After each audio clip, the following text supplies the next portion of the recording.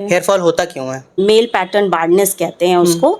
ये आपकी प्यूबर्टी के बाद ये कभी भी स्टार्ट हो सकता है। अभी क्या है, मेरी क्लिनिक पे 24 साल का लड़का भी आ रहा है, 25 और 28 साल के लड़के भी आ रहे हैं जिनको इस तरीके की मेल पैटर्न बार्डनेस की सिम्टम देखने को मिल रहे हैं। मेरे मेरे में कुछ ऐसा दिख रहा है नहीं आपको? नहीं, तुम्हारे बाल तो हेल्दी? बहुत अच्छे हैं, हेल्दी हैं। फीमेल्स में क्या होता है, फीमेल्स में हेयर लाइन शिफ्ट नहीं होती है। दोनों में डिफरेंस यही होता है कि मेल में जो होता है हेयर लाइन पीछे को जाने लगती है, लेकिन फीमेल्स की जो हेयर लाइन होती है वो इंटैक्ट रहती है और हेयर लाइंस के 1 to 3 सेंटीमीटर पीछे से जो है हेयर फॉल स्टार्ट होता है। जैसे पीसीओडी है तो उसके साथ हेयर फॉल होगा, फेशियल हेयर ग्रोथ होगी, आपका वेट गेन हो जाएगा। हमारे नॉर्मली घरों में जो सरसों का तेल बहुत लोग यूज़ करते हैं, सेफ है? अगर हमें हेयर रिलेटेड प्रॉब्लम हो रही है, हमें किसके पास जाना चाहिए? आपको डॉक्टर्स में भी किसके पास जाना चाहिए? बिल्कुल, आजकल हेयर कलर तो बहुत ही कॉमन है। It here is colour safe? नहीं, हेयर कलर सेफ नहीं है। इंडिया में सबको गोरा होने से बहुत ऑब्सेशन है। गोरा कैसे हूँ? गोरी कैसे हो? फेयर स्किन कैसे अच्छा पाएँ? मैम, मैं गोरी होना चाहती हूँ, हम्म। मेरी शादी होने वाली है, मुझे कोई ऐसी क्रीम बताएं जिससे मैं गोरी हो जाऊँ, या मैं बचपन में बहुत गोरी थी, अभी मेरा रंग बहुत काला हो गया है, मैं कैसे गोरा हूँ। तो इस तरीके के बहुत सारे सवाल मेरे सामने आते आते रहते हैं, हैं। बहुत आते हैं। लोग ये सोचते हैं कि हमें कोई ऐसा फेस वॉश मिल जाए, कोई ऐसी क्रीम मिल जाए जो मुझे बिल्कुल मतलब एकदम हीरो जादू बना की दे, तरीके से एक्टर एक्ट्रेस बना दे। जादू की तरीके से गोरा कर दे, बट ऐसा नहीं होता। और मैं सबको आपके ये पॉडकास्ट के माध्यम से लोगों को ये भी बोलना चाहूँगी कि अगर कोई ऐसा इंसान है जो आपसे ये कहता है कि ये क्रीम लगा लो, आप 2-4 दिन के अंदर गोरे हो जाओगे, तो मैं दैट्स अ सबसे स्कैम। बिल्कुल, तो वो समझ लीजिए कि आपको बिल्कुल बेवकूफ़ बना रहा फेयर है। एंड लवली ऐसा तो आज तक नहीं कर पाई ना। जो एक्ने होते हैं ना, इसके कंसिक्वेंसेस नहीं अच्छे होते हैं, स्कार्स? जो एक्ने स्कार बन जाते ओके, हैं। ठीक क्या है, क्या कर सकता है ये dirty dirty bedsheet, dirty pillows, क्या क्या कर सकते हैं हमारे स्किन को, फेस में, क्योंकि यहीं रहता है ना पूरा हाँ पिलो। हाँ, तो वो पिंपल्स काफ़ी बड़ा कारण होता है पिंपल्स निकलने का। ओके। फिर कुछ लोग क्या करते हैं, बालों में भी ऑयल ऑयल लगा रहता लिया, है, हाँ हाँ। उसको भी वही सर पे, फेस में भी हाँ लग रहा वही है। फेस पर भी लग रहा है। सबसे ज़्यादा तो काजोल नाम मैम, काजोल का काजोल चलता है, मैम, रानी नाम मैम। की वो बहुत डार्क थी, डार्क शेड से लाइट शेड हो गई। हमारी एड़ियाँ क्यों फट जाती हैं? कुछ लोगों का करेंगी प्लस एक्सट्रीमली फिर डार्क आप सर्कल होता है, उनके लिए एक्सट्रीमली डार्क सर्कल मैंने बताया ना कि रीज़न अगर बहुत एक्सट्रीमली डॉक्टर को कोई दिखाना चीज़ चाहिए। हो रही है हाँ, आपको, डॉक्टर को। बहुत कम समय में बहुत तेज़ी से हो गई तो कुछ आपको कोई अंदर चीज़, तो दिक्कत है। कुछ अंदर आपको प्रॉब्लम है, आपको एक्सटर्नल प्रॉब्लम डॉक्टर, से हाँ। ज़्यादा इंटरनल प्रॉब्लम है, तो आप फिर वहाँ पे डॉक्टर से कंसल्ट करो। के लिए आप बॉडी ब्लड सिग्नल दे टेस्ट, रही है कुछ खराब हाँ है अंदर। कुछ प्रॉब्लम है। हाँ। पीके फिल्म आई थी तो हाँ, अनुष्का ने अलग अपने ही लग रहा था पूरा, लिप्स हाँ। चेंज करे थे, तो वो फिलर्स का ही कमाल था कि सुष्मिता सेन का चेहरा खराब हो गया हाँ फिलर्स कराने से, हाँ हाँ है ना। हाँ। तो उसको लेकर के बहुत आता कंट्रोवर्सी है, हुई थी। बहुत कंट्रोवर्सी आती है कि फिलर्स कराने से सुष्मिता सेन का चेहरा खराब हो गया। तो इसका बहुत आता है रणवीर कपूर का। हाँ। Ranbir Kapoor is bored, Ranbir okay. Kapoor को है प्रॉब्लम। उनको देख के तो लगता नहीं है, लगता नहीं है ना, नेचुरल लगते हैं नहीं, कितना। हाँ हाँ। बिल्कुल, उसने हेयर ट्रांसप्लांट कराया हुआ है। कि सबसे ज़्यादा तो बियर्ड्स में हेयर, गर्ल्स में। मुस्टैचेस गर्ल्स में, हम्म। ठीक है, या इस एरिया में हेयर्स का आ जाना, ये सबसे ज़्यादा लड़कियों के लिए एम्बैरेसिंग है। Hello ma'am, how are hello, you? I am fine. Welcome to BBA podcast, business बातचीत विद अनूप। थैंक कैसे यू, हैं आप? मैं बढ़िया हूँ। अपने बारे में कुछ बता दीजिए हमारे व्यूअर्स को। मेरा नाम डॉक्टर हरितिमा गुप्ता है। मैं पिछले 15 सालों से साईं डेंटल हॉस्पिटल में एज ए डेंटिस्ट वर्क कर रही हूँ, और पिछले 4 साल से मैंने साईं स्किन एस्थेटिक्स के नाम से अपना क्लिनिक स्टार्ट किया है, जो कि एक लेजर हेयर और स्किन ट्रीटमेंट का क्लिनिक है। यहाँ पे आपको बहुत सारे कॉस्मेटिक ट्रीटमेंट्स मिल सकते हैं। आपकी स्किन और हेयर से रिलेटेड जो भी प्रॉब्लम्स हैं उनको मैं सॉल्व कर सकती हूँ। तो मैम, एक हमारे व्यूअर्स को ये बता दीजिए कि एक नॉर्मल ऑडियंस जो एक अच्छा दिखना चाहता है, उसे क्यों कॉस्मेटोलॉजिस्ट के पास जाना चाहिए? आप कैसे उनकी हेल्प कर सकते हो उनके लुक्स को इन्हांस करने के लिए? वैसे तो कॉस्मेटोलॉजी और कॉस्मेटिक ट्रीटमेंट्स का नाम आते ही लोगों के दिमाग में हीरो हीरोइंस के अलावा और कोई भी नहीं घूमता। उनको लगता है कि ये कॉस्मेटिक ट्रीटमेंट सिर्फ सुंदर लोगों की सुंदरता को इन्हांस करने के लिए, उनकी ब्यूटी को इन्हांस करने के लिए है, बट ऐसा नहीं होता है।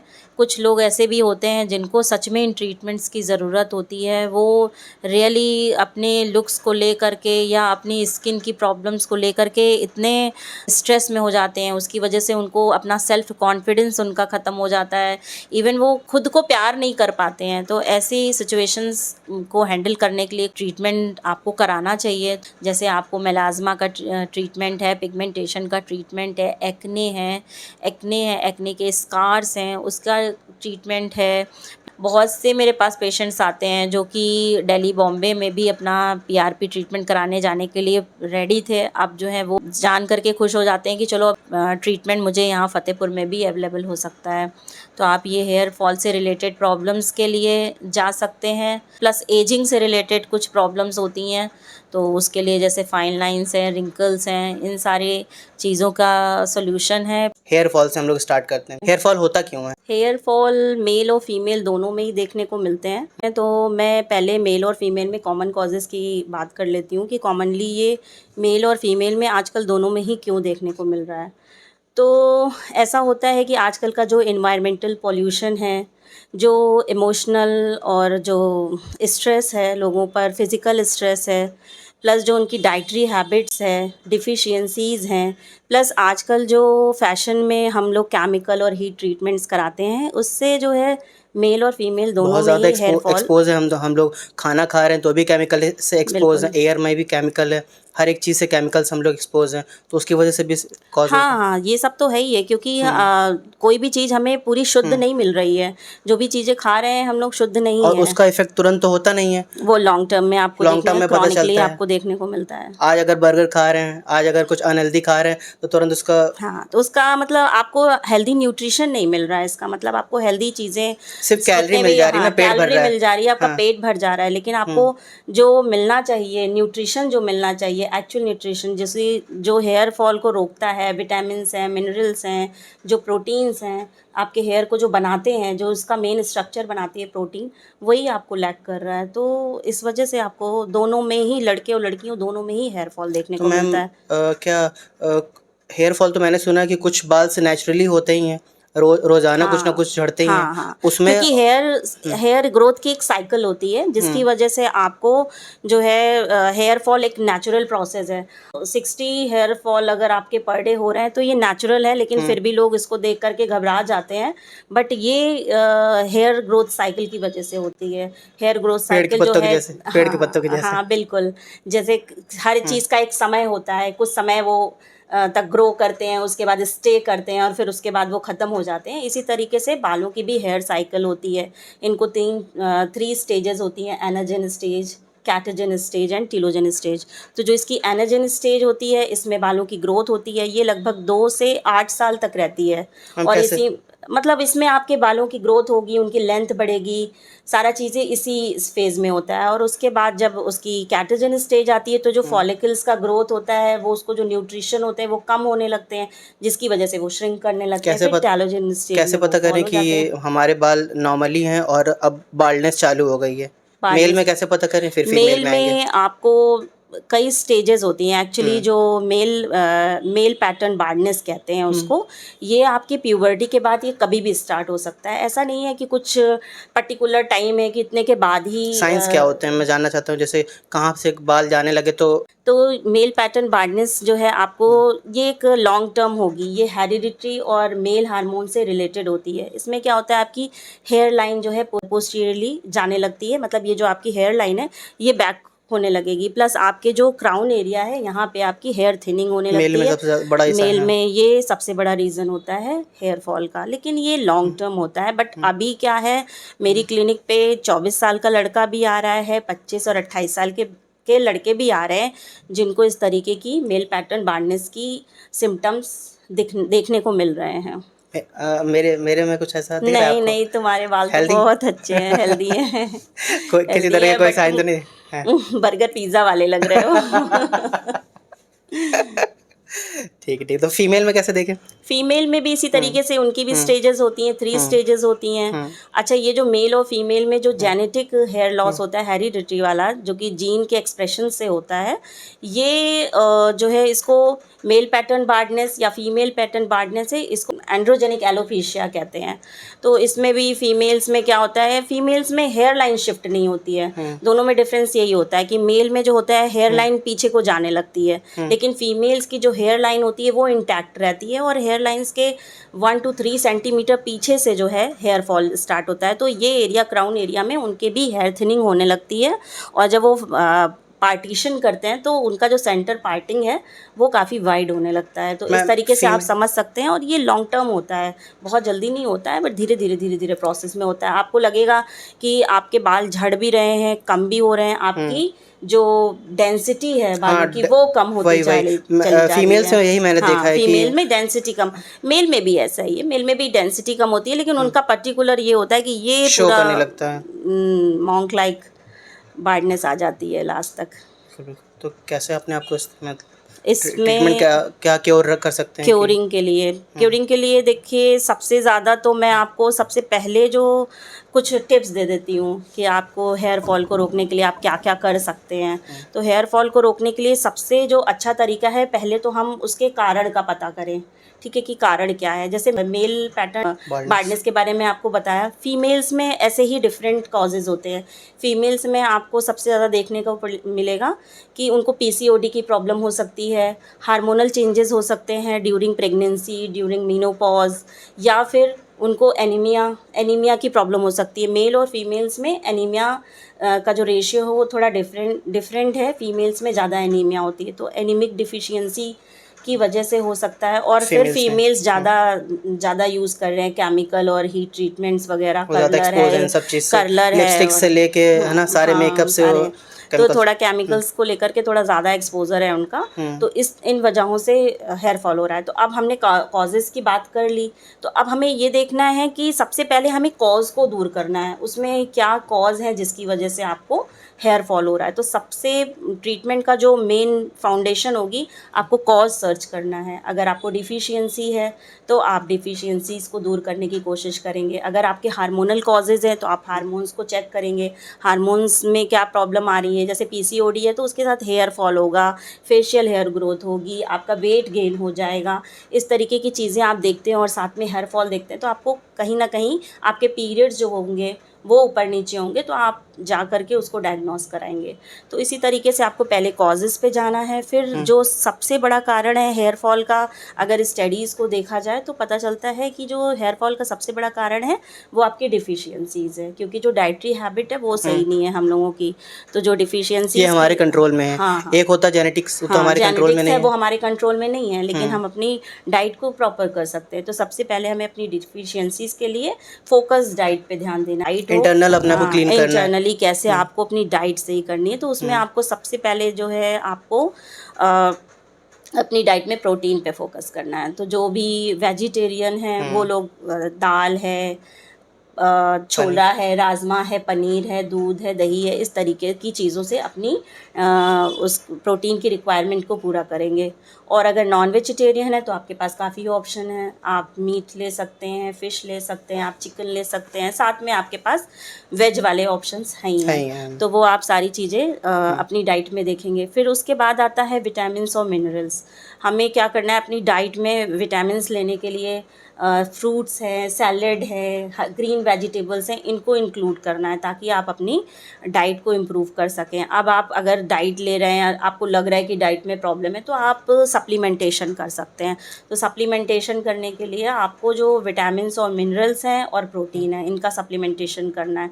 तो आपको सबसे पहले देखना है कि आपको कौन कौन से वो विटामिन्स हैं जिनका आप सप्लीमेंटेशन डॉक्टर से प्रिस्क्राइब करके, हाँ, डॉक्टर से प्रिस्क्राइब करके ले सकते हैं, या आप खुद से भी कुछ समय अगर आप आपको लग रहा है कि हाँ मैं बैलेंस डाइट पे मैं बैलेंस डाइट एक इंसान जिसको जानकारी नहीं हो बैलेंस डाइट पे फोकस करे, बैलेंस डाइट पे फोकस करे, या अगर आपको खुद ही पता होता है इंसान को कि हम क्या अपनी डाइट में ले रहे हैं, अच्छा हम अच्छा खा रहे हैं कि नहीं खा रहे हैं। आजकल इतना नॉलेज है सब जगह, तो सभी को पता है कि किस चीज़ में से हम क्या चीज़ ले सकते हैं। आप गूगल करो, तुरंत देख लो कि किन चीज़ों से हमें प्रोटीन मिलेगा, कहाँ से हमें विटामिन मिलेगा, कहाँ से हमें मिनरल मिलेगा। तो यहाँ पर मैं ये बता देती हूँ आपको कि आपको कौन सी, अगर आप अपने आप भी मेडिसिन सप्लीमेंट कर रहे हो तो आप ये देख लो कि आपके में विटामिन सी होना चाहिए, विटामिन ई होना चाहिए, विटामिन B7, विटामिन B12।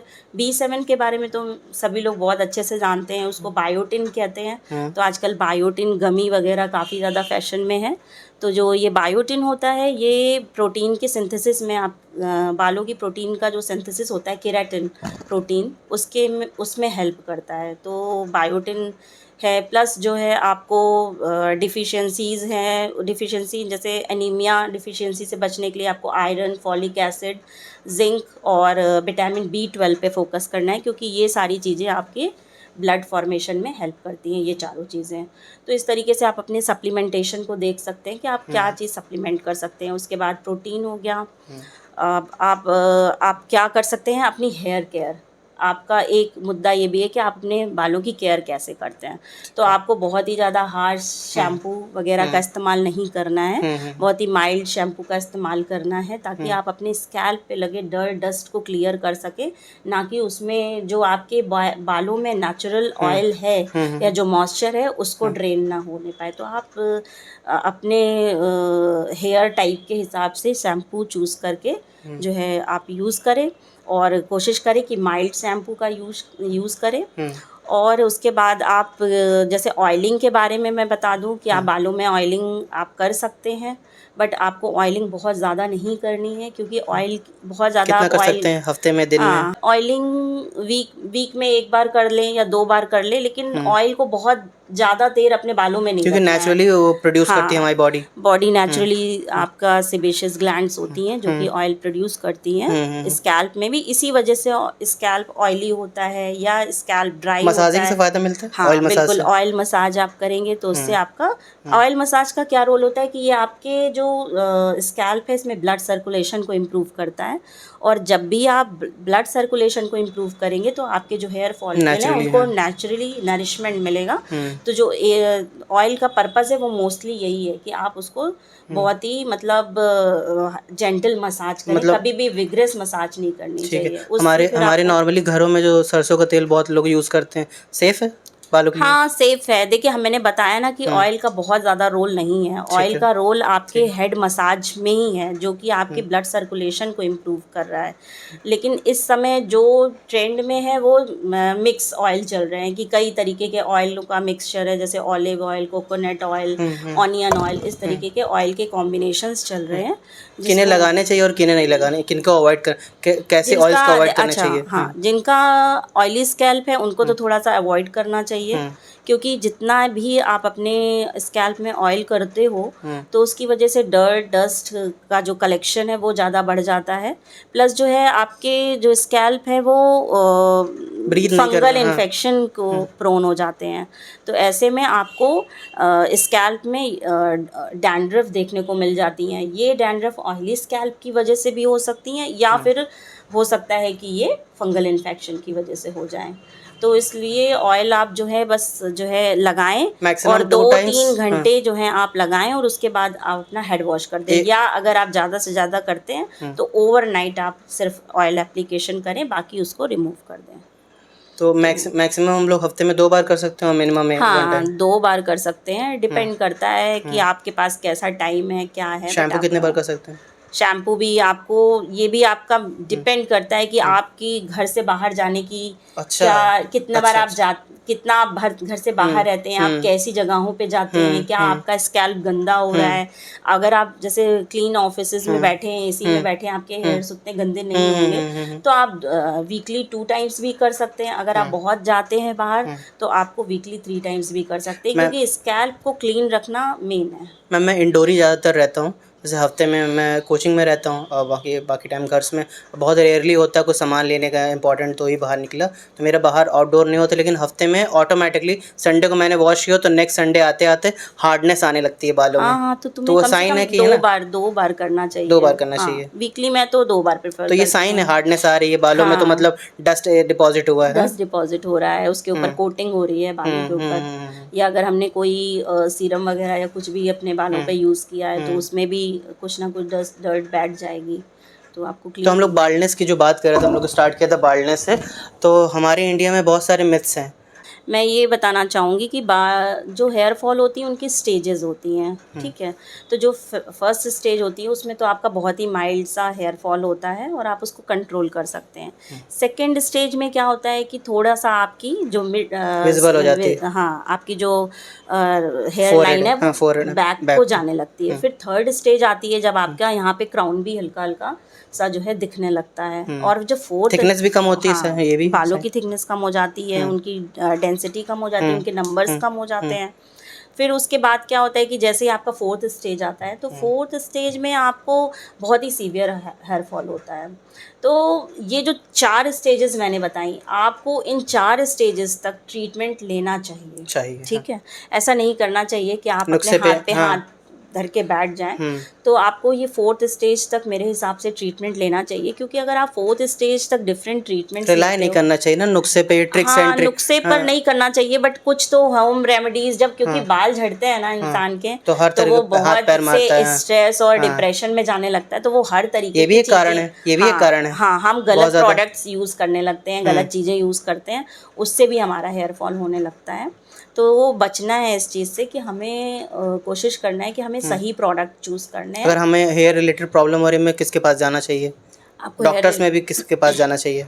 अब डॉक्टर्स में आपको डर्मेटोलॉजिस्ट के पास जाना चाहिए, या तो फिर आप कॉस्मेटोलॉजिस्ट के पास जा सकते हैं, क्योंकि इस समय कॉस्मेटोलॉजिस्ट भी पूरा हेयर ट्रीटमेंट ट्राइकोलॉजी पर काम कर रहे हैं, तो आप उस पर उनके पास जा सकते हैं। वो आपको मेडिसिन, आपके हेयर फॉल का कॉज जान करके आपको मेडिसिन प्रोवाइड कर सकते हैं, लोकल एप्लीकेशन दे सकते हैं इंटरनल और कुछ। आउट हाँ, हर तरीके से देखते हैं ना आपको वो। हाँ, बिल्कुल मोटिवेट कर देंगे, आपको चीज़ें बताएंगे। बहुत से पेशेंट्स ऐसे होते हैं जिनको मतलब हेयर फॉल हो रहा है, ये तो वो नोटिस करते हैं, बट वो क्या गलतियां कर रहे हैं उसका उन्हें पता नहीं होता है। तो जब आप डॉक्टर के पास जाते हैं, तो वो आपकी कंप्लीट हिस्ट्री लेते हैं, आपकी जेनेटिक हिस्ट्री से लेकर के आपकी डाइटरी हैबिट्स और सारी चीज़ों के बारे में, या कोई आपको सीवियर इलनेस हुई हो उसके बारे में, या पास्ट में हिस्ट्री आपको, देखते हैं आपकी हाँ, पूरी हाँ। सारी हिस्ट्री वगैरह करते हैं। जब आपकी वो हिस्ट्री लेंगे, तो हो सकता है कि आपको याद आ जाए कि हाँ, ऐसा हुआ था मेरे साथ। बहुत सारी चीज़ें माइंड से स्किप हो जाती हैं, तो ये चीज़ उनको ध्यान आ भी जाती है, और डॉक्टर उसी के आधार पर उनको मेडिसिन प्रोवाइड कर सकते हैं। लोकल एप्लीकेशन के लिए सीरम्स वगैरह आते हैं, वो प्रिस्क्राइब कर सकते हैं। प्लस उसके बाद अल्टीमेटली हमें कोई कुछ, प्रॉब्लम हो रही है हाँ तो जो डॉक्टर्स के पास जाना हाँ, चाहिए। बिल्कुल जाना चाहिए, मैम बिल्कुल एक जाना एक चाहिए, एटलीस्ट एक बार तो जाना ही चाहिए जी हेयर जी जी फॉल जी वगैरह जी के लिए। जैसे फीमेल्स कोई प्रोडक्ट यूज़ करती हैं अपने हेयर्स पे, स्कैल्प्स में या हेयर्स पे? आजकल फीमेल सीरम वगैरह तो सभी यूज़ कर यूज़ रही करते हैं? हैं। कौन? फीमेल्स की स्पेसिफिक बात कर रहा हूँ। मैं यहाँ मेरी क्लिनिक पे, नहीं नहीं नहीं, हाँ फीमेल्स इन जनरल अपने बालों पे या स्कैल्प्स में कोई प्रोडक्ट्स यूज़ करती हैं टू एनहांस देयर लुक? हाँ, बिल्कुल। आजकल हेयर कलर तो बहुत ही कॉमन है, it is here colour. Safe? नहीं, हेयर कलर सेफ़ नहीं है, ये भी केमिकल है, तो फिर आपको जो है ऑर्गेनिक डाई वगैरह का इस्तेमाल करना चाहिए। देखिए, मैं बिल्कुल ये नहीं कहूँगी कि आजकल के ज़माने में लुक्स बहुत मैटर करते हैं, आपको अच्छा लगना भी ज़रूरी है। तो मैं ये नहीं कहूँगी कि आप ये चीज़ नहीं यूज़ करें, बट आप कुछ चीज़ों को प्रिकॉशन ले लें, कुछ चीज़ों को देख लें, और चीप थोड़ा, प्रोडक्ट से बचें। हाँ, चीप प्रोडक्ट्स से बचें, थोड़े अच्छे प्रोडक्ट्स यूज़ करें। प्लस डाई के लिए, हेयर डाई मैंने देखा है कि ज़्यादातर लोग यूज़ कर रहे हैं, तो हेयर डाई के लिए तो मैं यही कहूँगी कि आप हंड्रेड देख लें हंड्रेड कि हंड्रेड हाँ बहुत यूज़ होता है हाँ, अमोनिया तो फ्री हो, वो पीपीडी फ्री हो, आप उसको यूज़ करें। प्लस जब आप हेयर कलर यूज़ कर रहे हैं, तो आपके बाल ड्राई, फ्रीजी बहुत हो जाते हैं। तो ऐसे में जो आप शैम्पू चूज़ करें वो भी ऐसा चूज़ करें जो जल्दी आपके बालों से हेयर कलर को ना निकाले। आजकल बहुत प्रॉब्लम आ रही है, अब हेयर कलर में प्रॉब्लम है या शैम्पू में प्रॉब्लम है, बहुत जल्दी हेयर कलर निकल जाता है।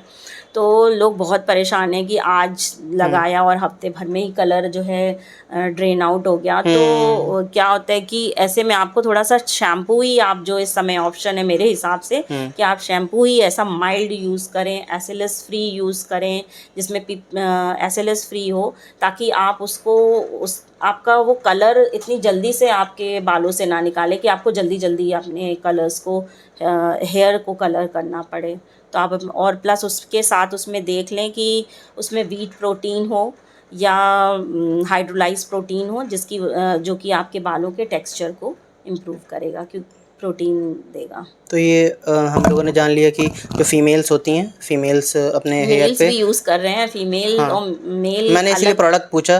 तो क्योंकि आजकल वाइट भी हो जाते हैं ना बाल, अंदर से वाइट होने लगते हैं, तो लोग डाई यूज़ करते हैं। तो उसके बारे में डिस्कशन हो गई। ये जो बॉयज़ होते हैं बहुत रिपीटेडली वो लोग यूज़ करते हैं hair gel and hair wax, हाँ, वो कितना सेफ़ है? हेयर जेल के लिए तो मैं ज़्यादा नहीं कहूँगी, क्योंकि हेयर जेल उनको स्टाइलिंग प्रोडक्ट हैं, दोनों ही स्टाइलिंग प्रोडक्ट हैं, और स्टाइलिंग प्रोडक्ट में हमेशा जो है कुछ ना कुछ केमिकल होते हैं। तो मैं ये कहूँगी कि जब भी आप ओकेजनली यूज़ करें, और जब भी यूज़ करें ना तो हेयर लेंथ पर यूज़ करें, उसको स्कैल्प पे ना यूज़ करें। बट डैमेज तो तब भी करेगा, डैमेज करेगा, बट स्वेट की वजह उतना से तो नहीं करेगा। स्कैल्प पे तो आना ही आना हाँ, है, आना कितना ही भी कर है, लो। बट फिर भी मैं एकदम से इन चीज़ों को हम मना नहीं कर सकते हैं, क्योंकि आजकल का जो समय है, जो टाइम की डिमांड है, तो हम बिल्कुल मैं उसको एकदम डिनाई नहीं कर सकती हूँ। बट ये चीज़ तो है कि आप उसको थोड़ा प्रिकॉशन लेकर के यूज़ करें। प्रिकॉशन लेकर, और चीप प्रोडक्ट से बचें। अगर आप ओकेजनली यूज़ कर रहे हो तो अबव 500 ट्राई करें। उसके अंडर का मैंने देखा बहुत चीप को, मैंने लगाना छोड़ दिया। मैं पहले यूज़ करता था, बट मैंने देखा स्कैल्प पे आ ही जाता है, मेरे पसीना बहुत आता है, तो स्वेट की वजह से वो धीरे धीरे सारा प्रोडक्ट स्कैल्प पे आता है, और फिर इसको धोना भी पड़ता है शूट से। आपको जैसे वॉश भी करना पड़ेगा बालों को जल्दी। जैसे मेरा शूट खत्म हो गया, अब मुझे धोना पड़ रहा है, वॉश करना पड़ रहा बाल है। हैवी हो जाते हैं, कोई भी चीज़ आप उस पे अप्लाई करो तो उसके बाद आपके हेयर्स हैवी हैवी सा फील होता है। तो कुछ लोगों को बहुत इरिटेशन होती है, इसलिए भी उनको जल्दी से रिमूव करना बढ़िया पड़ बढ़िया जाता यूज़ है। कर सकते हो, बस ओकेजनली बच कर, डेली नहीं यूज़ करना हाँ, चाहिए। आपको वही मैं कह रही हूँ कि हर चीज़ को आप सोच समझ कर यूज़ करें, कि जहाँ बहुत ज़रूरी है वहाँ इस्तेमाल कर लें, जहाँ ज़रूरी नहीं है थोड़ा अवॉइड हो सकता है तो अवॉइड कर लें। बढ़िया बढ़िया। ओके मैम, इंडिया में सबको गोरा होने से बहुत ऑब्सेशन है, गोरा कैसे हूँ? गोरी कैसे हो? फेयर स्किन कैसे पाएँ? फेयर स्किन कैसे पाएँ? मैम, मैं गोरी होना चाहती हूँ, मेरी शादी होने वाली है, मुझे कोई ऐसी क्रीम बताएं जिससे मैं गोरी हो जाऊँ, या मैं बचपन में बहुत गोरी थी, अभी मेरा रंग बहुत काला हो गया है, मैं कैसे गोरा हूँ? तो इस तरीके के बहुत सारे सवाल मेरे सामने आते हैं, बहुत आते हैं। तो सबके पास ये होता है, क्योंकि आजकल फेसबुक और आपके यूट्यूब, सोशल मीडिया से बहुत सारे नोटिफिकेशन आते हैं स्किन वाइटनिंग के। मुझे लगता है कॉमन प्रॉब्लम यही है लोगों की, कुछ हो या ना हो, मुझे गोरा कर दो, मुझे फेयर स्किन दे दो, मुझे ग्लोइंग स्किन चाहिए। नहीं है, हाँ, ग्लोइंग स्किन। हाँ, ग्लोइंग स्किन तो चाहिए। मैं यही कहना चाहूँगी लोगों को सबसे पहले कि आपकी सोच ये होनी चाहिए कि मेरी स्किन अनइवन हो, एकदम हेल्दी हो, फ्लॉलेस हो, उस पे ग्लो हो, ना कि ये सोच होना चाहिए कि मैं गोरा हो सकूं। हालांकि कुछ ऐसे ट्रीटमेंट्स अवेलेबल हैं जिनकी मदद से आप थोड़ा अपने स्किन टोन को इम्प्रूव कर सकते हैं। पर वो इनसिक्योरिटी ज़्यादा है, मुझे नहीं, लगता है। इनसिक्योरिटी नहीं है, लोगों सारी चीज़ें FDA अप्रूव्ड होती हैं। की इंसान के अंदर की इनसिक्योरिटी की बात कर रहा हूँ। इंसान के अंदर इनसिक्योरिटी है, इतना बट हार्श में अभी नहीं जाना चाहिए। हाँ, लेकिन अभी क्या, नहीं, लोग इस पे नहीं जाते हैं। लोग ये सोचते हैं कि हमें कोई ऐसा फेस वॉश मिल जाए, कोई ऐसी क्रीम मिल जाए जो मुझे बिल्कुल मतलब एकदम जादू की तरीके से एक्टर एक्ट्रेस बना दे, जादू की तरीके से गोरा कर दे, बट ऐसा नहीं होता। और मैं सबको आपके ये पॉडकास्ट के माध्यम से लोगों को ये भी बोलना चाहूँगी कि अगर कोई ऐसा इंसान है जो आपसे ये कहता है कि ये क्रीम लगा लो, आप 2-4 दिन के अंदर गोरे हो जाओगे, तो मैं सबसे That's a scam. बिल्कुल। तो वो समझ लीजिए कि आपको बिल्कुल बेवकूफ़ बना रहा है, फेयर एंड लवली ऐसा तो आज है। तक नहीं कर पाई ना। हाँ, फेयर एंड लवली भी आप उसको 1 और 2 हाँ। स्किन टोन वो आपका ठीक करती है, और फेयर एंड लवली यूजुअली जो है आपके जो हेयर्स होते हैं, फेशियल हेयर्स होते हैं, उनको ब्लीच करती है आई थिंक। तो ऐसा कुछ भी नहीं होता है, बट हाँ, कुछ है जो आपकी 1-2 स्किन को, शेड बेटर कर हाँ, सकती है 1-2 बस, शेड बेटर वो कर भी सकते हैं। टेम्परेरीली हाँ, 1-2 कुछ घंटे के लिए। हाँ। इंजेक्शंस आते हैं, दवाइयाँ आती हैं, इंजेक्टेबल्स हैं कुछ ऐसे जो आपको आपके ग्लो को बढ़ा सकते हैं, आपकी फेयरनेस को थोड़ा सा इम्प्रूव कर सकते हैं। तो हाँ, मगर वो दवाइयों के बारे में मैं बोल रही थी कि उनको जो है उनसे ज़रूर बचें आप। कोई भी लड़की, कोई भी लड़का इस चाहत में कि वो कोई ऐसी दवा लगा के 2-4 दिन के लिए 2-4 दिन में गोरा हो जाएगा, तो इसके मतलब ये है कि उसमें या तो स्टेरॉइड है उस क्रीम में, या तो फिर कोई ऐसा केमिकल है, हार्मफुल केमिकल है, जो उनकी स्किन को आगे चल के बहुत ही शॉर्ट नुकसान, टर्म प्लेजर की वजह से हाँ, लॉन्ग टर्म हाँ, आपको बिल्कुल। दिक्कत होने वाली है। बिल्कुल लॉन्ग टर्म आपको दिक्कत हो जाएगी, और क्लिनिक में बहुत सारी पेशेंट्स आते भी हैं ऐसे हैं जो कि पहले बहुत सारी स्टेरॉइड क्रीम का इस्तेमाल कर चुके होते हैं। तो उससे जो है स्किन सेंसिटिव हो जाती है, और स्टेरॉइड क्रीम के बहुत सारे साइड इफ़ेक्ट्स भी आपको फेस पे देखने को मिल जाते हैं, जैसे पिगमेंटेशन है, स्किन थिनिंग है, और आपको हेयर ग्रोथ हो जाती है। तो ये सारी चीज़ें स्टेरॉइड क्रीम की प्रॉब्लम्स हैं, तो आप इस चीज़ से बचें। तो जैसा कि मैंने बताया कि आपको अपनी सोच में जो है अपनी स्किन को अनइवन, फ्लॉलेस और साफ, बेदाग और ग्लोइंग रखना है, ना कि उसको गोरा होने के लिए काम करना है। अपने रूटीन्स पे काम करना चाहिए, हाँ, बिल्कुल, बिल्कुल। स्किन रूटीन पे। अच्छा हाँ। स्किन केयर रूटीन आपकी स्किन को अच्छा बनाता है। ये स्किन केयर रूटीन ज़रूर फ़ॉलो बेसिक्स क्या करना होते है। हैं मैम, स्किन केयर के बेसिक्स क्या होते हैं? तो बेसिक रूटीन तो मेरे हिसाब से जो सबसे आसान है वो है मॉइस्चराइज़र और सनस्क्रीन।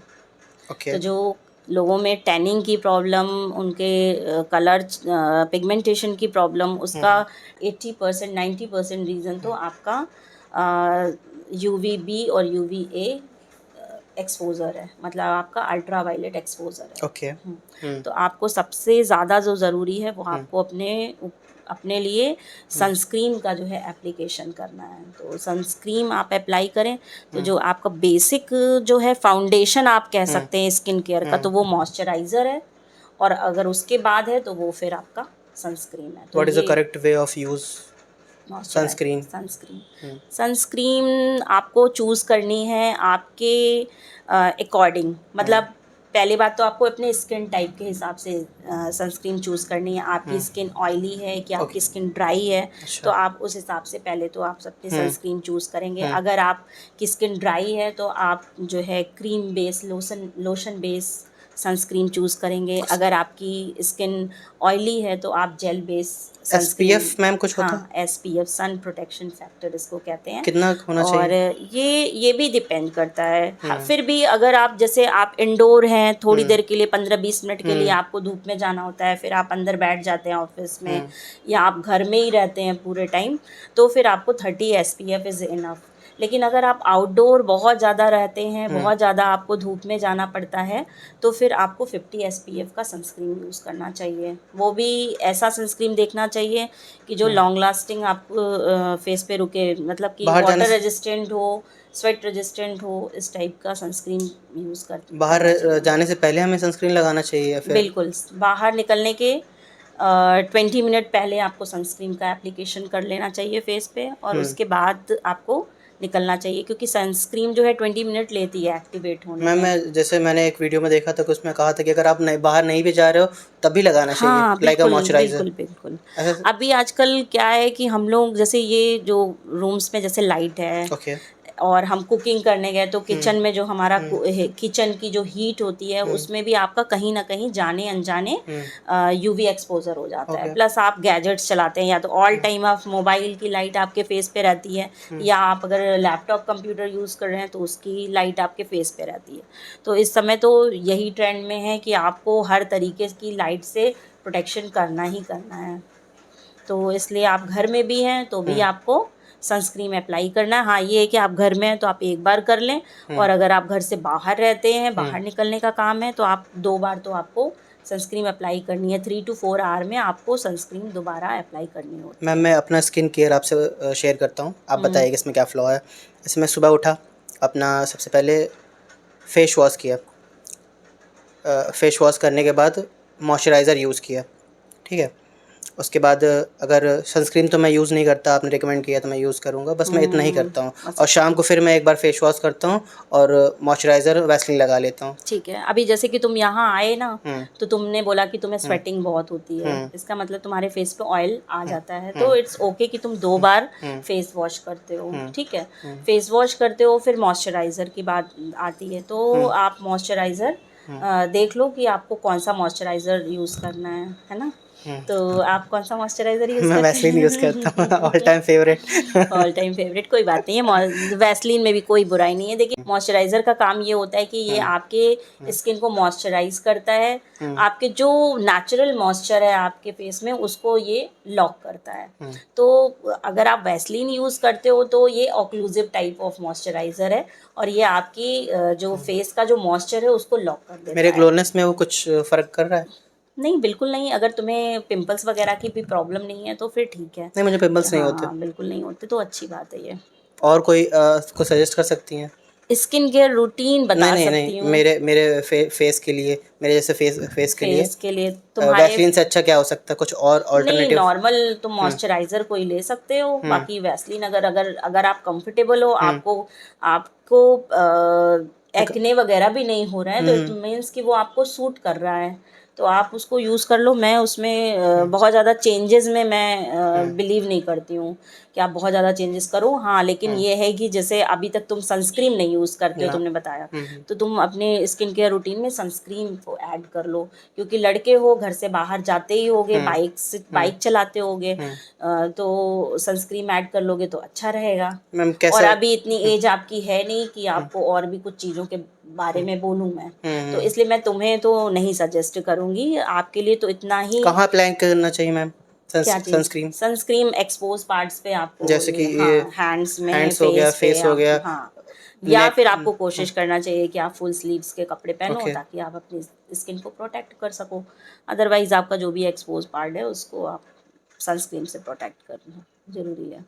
ठीक है। तो मैम जल्दी से डिस्कस कर लेते हैं। एक आइडियल रूटीन हमें बता दीजिए। पहले हमें इनके बारे में बता दीजिए। एक आइडियल रूटीन क्या होना चाहिए? एक आइडियल रूटीन में स्किन केयर रूटीन, हाँ, हाँ। साथ ही में लेकर के चलती हूँ। सबसे पहले तो आपको अपना जानना पड़ेगा कि आपका स्किन टाइप कौन सा है। अगर आपका स्किन ड्राई है तो मेरे हिसाब से मैं फेस वॉश बहुत ज़्यादा रिकमेंड नहीं करती हूँ ओके। कि आप 2 बार फेस और वॉश ड्राई कर करो। देगा वो, हाँ, सुपर वो ड्राई कर आपके, देगा। हाँ, आपके फेस को और ड्राई कर देगा, आपकी स्किन को और ड्राई करेगा। तो आपको बहुत ही माइल्ड सा फेस वॉश ले करके, और आपको कोशिश करना है कि आप इवनिंग में यूज़ कर लो। एक बार आप चाहे वो मेल हो या फीमेल में क्या है कि स्किन ड्राई है या ऑयली है, तब भी अगर वो मेकअप वगैरह भी लगा रहे हैं साथ में, तब तो उनको दोनों टाइम करना पड़ेगा फेस वॉश।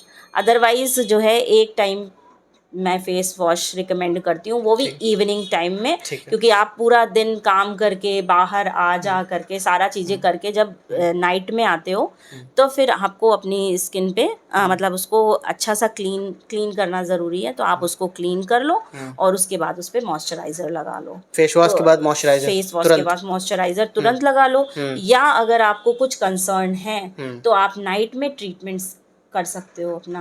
आजकल बहुत सारे सीरम्स और सीरम्स वगैरह हैं, या लड़कों को एक्ने पिंपल्स की प्रॉब्लम है, लड़कियों को है, तो उनको जो है जो ट्रीटमेंट पार्ट है उनका वो नाइट में होगा। तो आप क्या करते हो कि आप अपना फेस को क्लीन करते हो, फेस वॉश करते हो, उसके बाद अगर आप चाहते हो तो टोनिंग कर सकते हो, आपके जो पीएच को बैलेंस करेगा, या आजकल फेस वॉशेस आते हैं जो कि पीएच बैलेंस ऑलरेडी रहते हैं, तो आप वो कर लोगे, और फिर उसके बाद उसके ऊपर से आप अपना ट्रीटमेंट पार्ट करोगे। ओके। तो ये मेल और फीमेल मैं दोनों के लिए मिक्स करके बता बेस रही हूँ। यही है, फेस हाँ, wash and moisturiser. Face wash moisturiser है, लेकिन स्किन केयर रूटीन में। नाइट स्किन केयर रूटीन अभी मैं लेके चल रही हूँ। एक बात क्लियर कर रही हूँ कि अभी मैं नाइट पे फेस वॉश की बात कर रही थी, तो नाइट की बात कर रही हूँ। तो नाइट में आपका अपना ट्रीटमेंट पार्ट कर लो। ओके। अगर आपको जैसे आपको आपकी एज 30, 35, 40 ऐसे हो रही है, तो आपको फाइन लाइंस, रिंकल्स वगैरह की प्रॉब्लम के लिए आप रेटिनॉल सीरम वगैरह का, क्रीम का, रेटिनॉल क्रीम का यूज़ कर सकते हो। आजकल डे क्रीम, नाइट क्रीम, इस तरीके की क्रीम्स अवेलेबल हैं। तो आप या तो फिर नाइट क्रीम यूज़ करो, या फिर आप जो है ट्रीटमेंट पार्ट में आप रेटिनॉल सीरम का यूज़ कर सकते हो। अगर आपकी एक्ने प्रोन स्किन है तो आप सैलिसिलिक एसिड बेस्ड जो है आप सीरम यूज़ कर लोगे। और अगर इसी तरीके से अगर आपको उसकी पिगमेंटेशन की प्रॉब्लम है ना, आपका प्रॉब्लम पिगमेंटेशन है, तो आप कोजिक एसिड, अल्फा एर्बिटोलिन, इस टाइप की नियासिनामाइड कंटेन करने वाले जो सीरम्स हैं उसको आप अप्लाई करके फिर उसके ऊपर से आप मॉइस्चराइज़र लगा करके, और फिर आप ये आपका नाइट का हो गया। अब मॉर्निंग केयर में क्या करना है, मॉर्निंग में जैसे कि मैंने बताया, अगर ऑयली स्किन है तो आप मॉर्निंग में फेस वॉश कर लोगे। अगर ड्राई स्किन है तो अगर आपने कुछ ट्रीटमेंट पार्ट वगैरह कुछ नहीं किया है, सिर्फ फेस वॉश किया था, मॉइस्चराइज़र लगाया था, तो आप प्लेन वाटर से भी आप अपना फेस को क्लीन करके वॉश करके फिर टोनिंग कर लीजिए आप। उसके बाद आप अपना मॉर्निंग टाइम में अगर आपको लगता है तो आप एक एंटीऑक्सीडेंट सीरम यूज़ कर सकते हो। तो ये पार्ट आप स्किप भी कर सकते हो। अगर आपको मैम सिर्फ सीरम के बारे में थोड़ा एक्सप्लेन कर दीजिए, मतलब हाउ सीरम्स कितना फ़ायदेमंद होता है हमारी स्किन के लिए? सीरम्स जो होते हैं ये बहुत ही लाइट वेट होते हैं और बहुत ही वाटरी टाइप के होते हैं। पर्पस क्या होता है तो इनका? ये बताया ना, ट्रीटमेंट पार्ट के लिए हैं। जैसे ओके। कि आपको एजिंग है तो आप रेटिनॉल ओके। यूज़ करते हो, तो ये आपकी एज स्किन सेल के जो टर्नओवर है रेट, उसका जो हम लोग के लिए नहीं है, यंग लोगों के लिए? यंग लोगों के लिए वही बताया कि अलग अलग प्रॉब्लम्स क्या आपके, प्रॉब्लम्स क्या किस हैं, चीज़ पे आप हाँ अभी उस चल पे। रहे हो? हाँ। लेकिन हाँ, एक antioxidant serum, vitamin C serum, एक ऐसा यूनिवर्सल सीरम है 10%, 20% कि उसको कोई भी यूज़ कर सकता कुछ है। ग्लो के लिए भी आता है, कुछ हाँ बिल्कुल, वो ग्लो के लिए? आपका एंटीऑक्सीडेंट है। वो आपके जो फ्री रेडिकल्स हैं स्किन पे उनको फाइट करेगा। तो ये आपके लिए अच्छा रहेगा। मैम मेरे फेस में क्या अभी बस हो अगर सकता है? करना चाहते हो तो अभी क्या अभी आपको अगर है? कोई सीरम यूज़ करना चाहते हो तो सिर्फ तुम्हारी एज में तुम्हारी नीड है। जैसे कि तुम्हें पिंपल्स वगैरह किसी चीज़ की प्रॉब्लम नहीं है, तो बस तुम एक विटामिन सी सीरम चाहो तो यूज़ कर सकते हो। ग्लो इम्प्रूव होती है? हाँ, और हाँ, जैसे कि अभी बताया नाइट केयर, इसमें मॉर्निंग में आप जो है विटामिन सी सीरम है, हाइलुरोनिक एसिड सीरम है, इस तरीके के कुछ सीरम्स डे के टाइम में भी यूज़ कर सकते हैं। और उसके बाद वही आपका रूटीन रहेगा कि फिर उसके बाद आप मॉइस्चराइज़र लगाओगे, उसके ऊपर से आप सनस्क्रीन लगा लोगे अपनी स्किन टाइप के अकॉर्डिंग, और फिर आप बस उसके ऊपर से, अगर लड़कियां हैं तो भाई प्राइमर लगाएं, मेकअप कर लें और फिर बाहर जाएं। और जिसको नहीं करना तो फिर कोई बात नहीं। Just like a wall. इसको ब्यूटीफुल बनाते हैं अंदर से, कैसे हो गया बाहर से beautiful। मैं इसके बारे में नहीं कहूँगी। ठीक है मैम, स्किन केयर रूटीन में स्क्रबिंग कितना फ़ायदेमंद होता है? हमारे ग्लो को कितना इम्प्रूव कर सकता है? हफ्ते में हमें कितनी बार करना चाहिए? स्क्रबिंग क्या होता है कि हमारी जो स्किन है ना वो कई लेयर्स की बनी हुई होती है।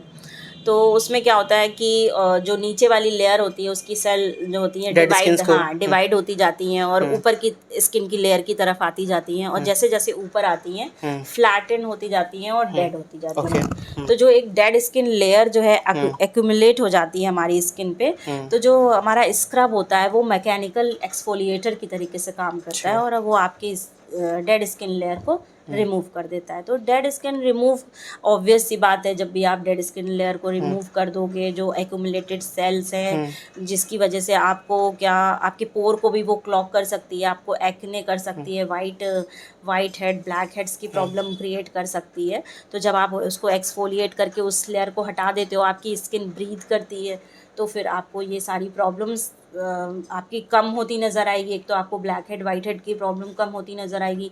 दूसरा ये होगा कि आपका जो डेड स्किन लेयर निकल गई तो अंदर से जो बेबी सॉफ्ट न्यू स्किन आती है वो ज़्यादा ग्लोइंग होती है, ज़्यादा मतलब। स्क्रब ना करने के क्या जो ब्लैक्स हो जाते हैं, हाँ, जो स्क्रब नहीं करते हैं यहाँ नोज़ के पास, और ब्लैक हेड्स, वाइट हेड्स की बात कर ये रहे हो जाते हैं? नहीं, हाँ ये हो जाते हैं। ये ऑयली स्किन की ज़्यादा प्रॉब्लम होती है।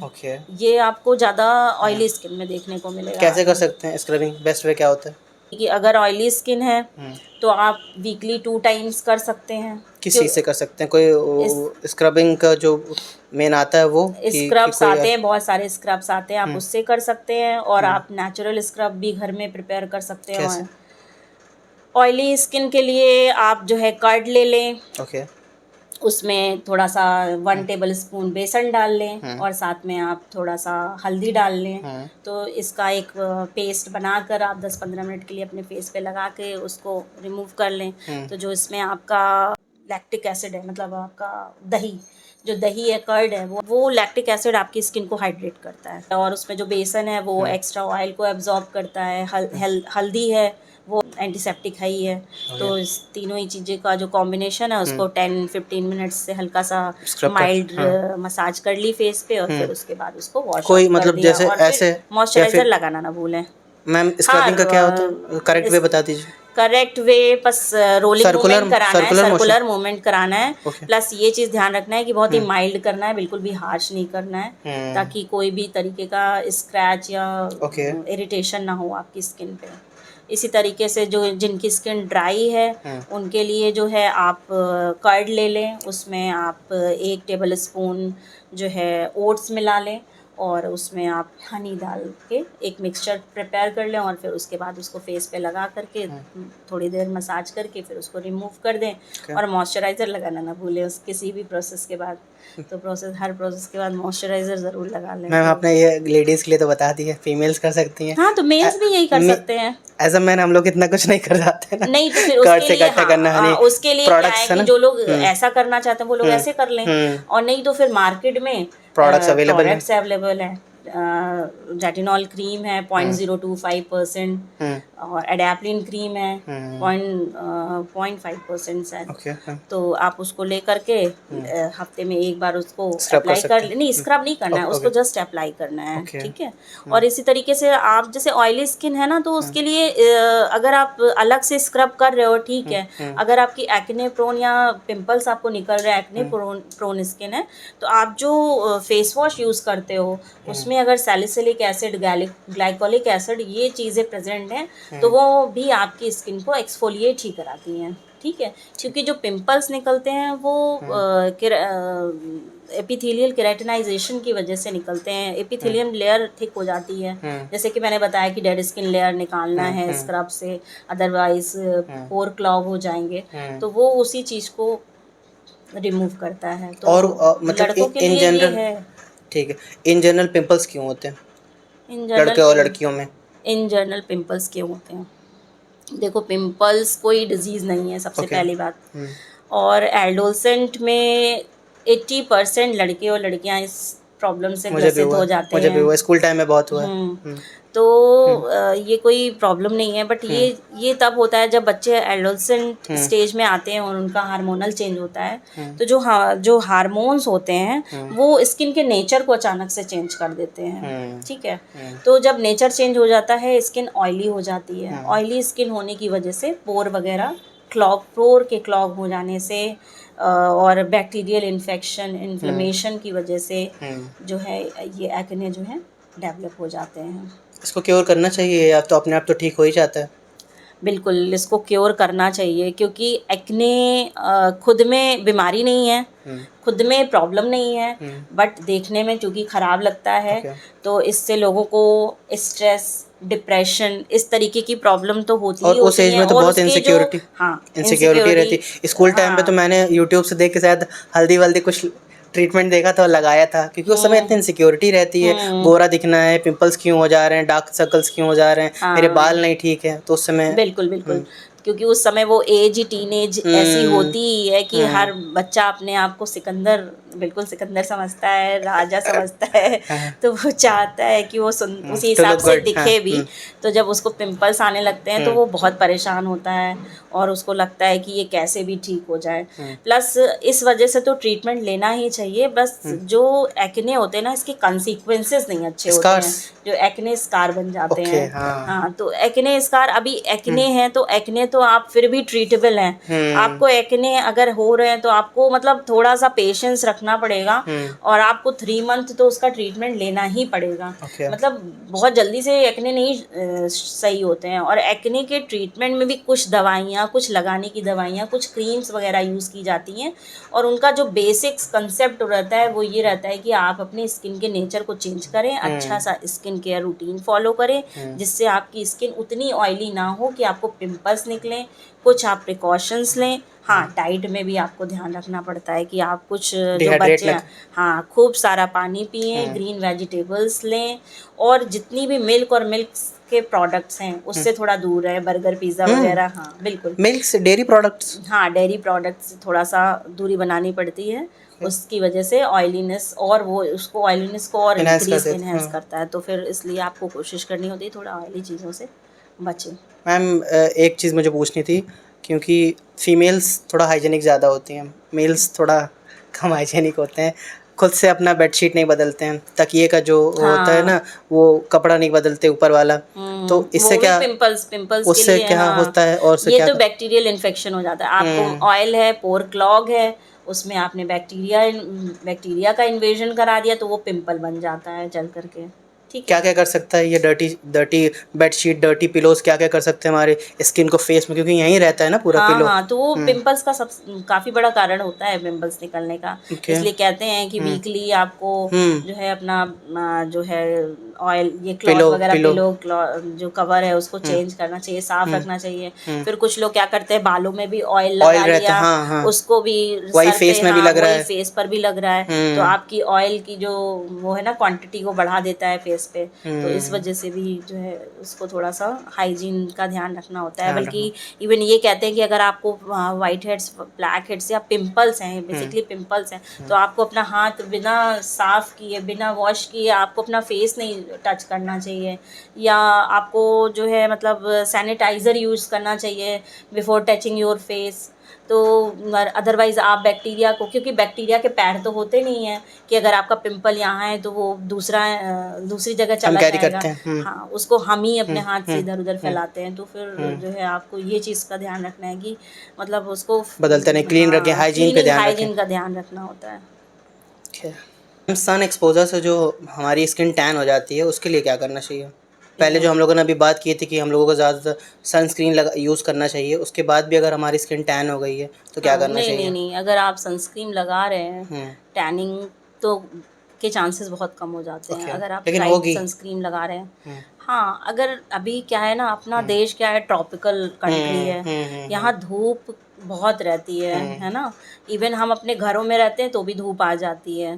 तो ऐसे में, और फिर मैंने बताए सारे रीजंस कि कैसे कैसे हमारा एक्सपोजर हो सकता है। जैसे हमारे गैजेट्स हैं उनसे एक्सपोजर हो सकता है, लैपटॉप से हो सकता है, किचन कुकिंग के दौरान आपकी किचन हीट से आपका एक्सपोजर हो सकता है। तो इन सारे एक्सपोजर से आपको जो है टैनिंग, पिगमेंटेशन की प्रॉब्लम आ सकती है। तो अगर आप जैसे कहीं ऐसी जगह जाते हैं कि बीचेस पे जाते हैं, हिल्स पे जाते हैं, और आपको टैनिंग हो गई है, तो आपको क्या करना है कि एक तो आपको सनस्क्रीन लगानी है, ठीक है, 50 SPF का आप सनस्क्रीन लगाइए। हाँ, सनस्क्रीन लगाइए, और 4 to 6 वीक के लिए आपको कोई स्किन लाइटनिंग क्रीम का यूज़ करना पड़ेगा टैनिंग को हटाने के लिए।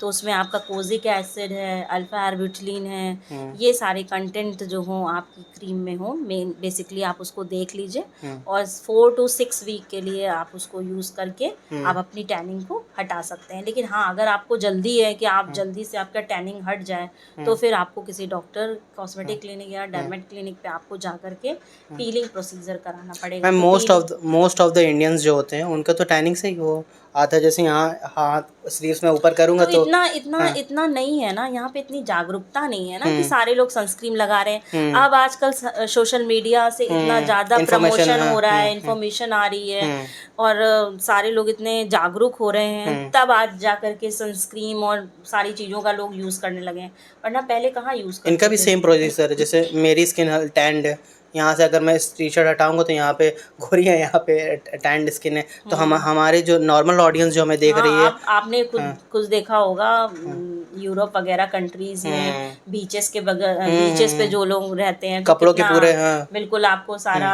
दिखेगा कि इतना एरिया टैन है, बाकी एरिया क्लियर है। तो ये चीज़ तो सभी जगह है। तो नॉर्मल हाँ इंडियंस के जो हमारी टैनिंग हो रखी है, तो इन्हें भी ऐसे वाइटनिंग क्रीम का यूज़ करना पड़ेगा। हाँ, स्किन वाइटनिंग क्रीम आपको 4 to 5 हम्म। वीक उसको यूज़ करिए, हम्म। सनस्क्रीन को यूज़ करिए। हम्म। और अगर आपको जल्दी है तो फिर हम्म। आप केमिकल पीलिंग करवाइए कहीं जा कर के। पीलिंग से आप अपनी स्किन वापस अपने स्किन के कलर को नेचुरल पा में, है सकते ना, हैं, नेचुरल कलर ट्रू को स्किन पा में। सकते हैं। जो एक्सट्रीमली डार्क हो जाते हैं हमारी स्किन, जैसे गर्दन हो गई एक्सट्रीम डार्क हो जाते हैं, एल्बोज हो जाते हैं एक्सट्रीमली डार्क है, यहाँ पे पैरों में हो जाते हैं, इनको कैसे ट्रीट कर हाँ, क्या होता है कि जो नेक वाला है, हम्म। सबका अलग अलग लेके चलते हैं। तो नेक वाली प्रॉब्लम जो है यूजुअली जिनको ओबेसिटी है, जिन लड़के लड़कियों को अगर आपका वेट गेन है, ठीक है, आपको इंसुलिन रिलेटेड कुछ प्रॉब्लम है, उन केसेस में आपको एकेंथोसिस निग्रिकेंस करके एक डिजीज़ होती है जो कि स्किन की थिकनिंग हो जाती है, ब्लैकनिंग हो जाती है,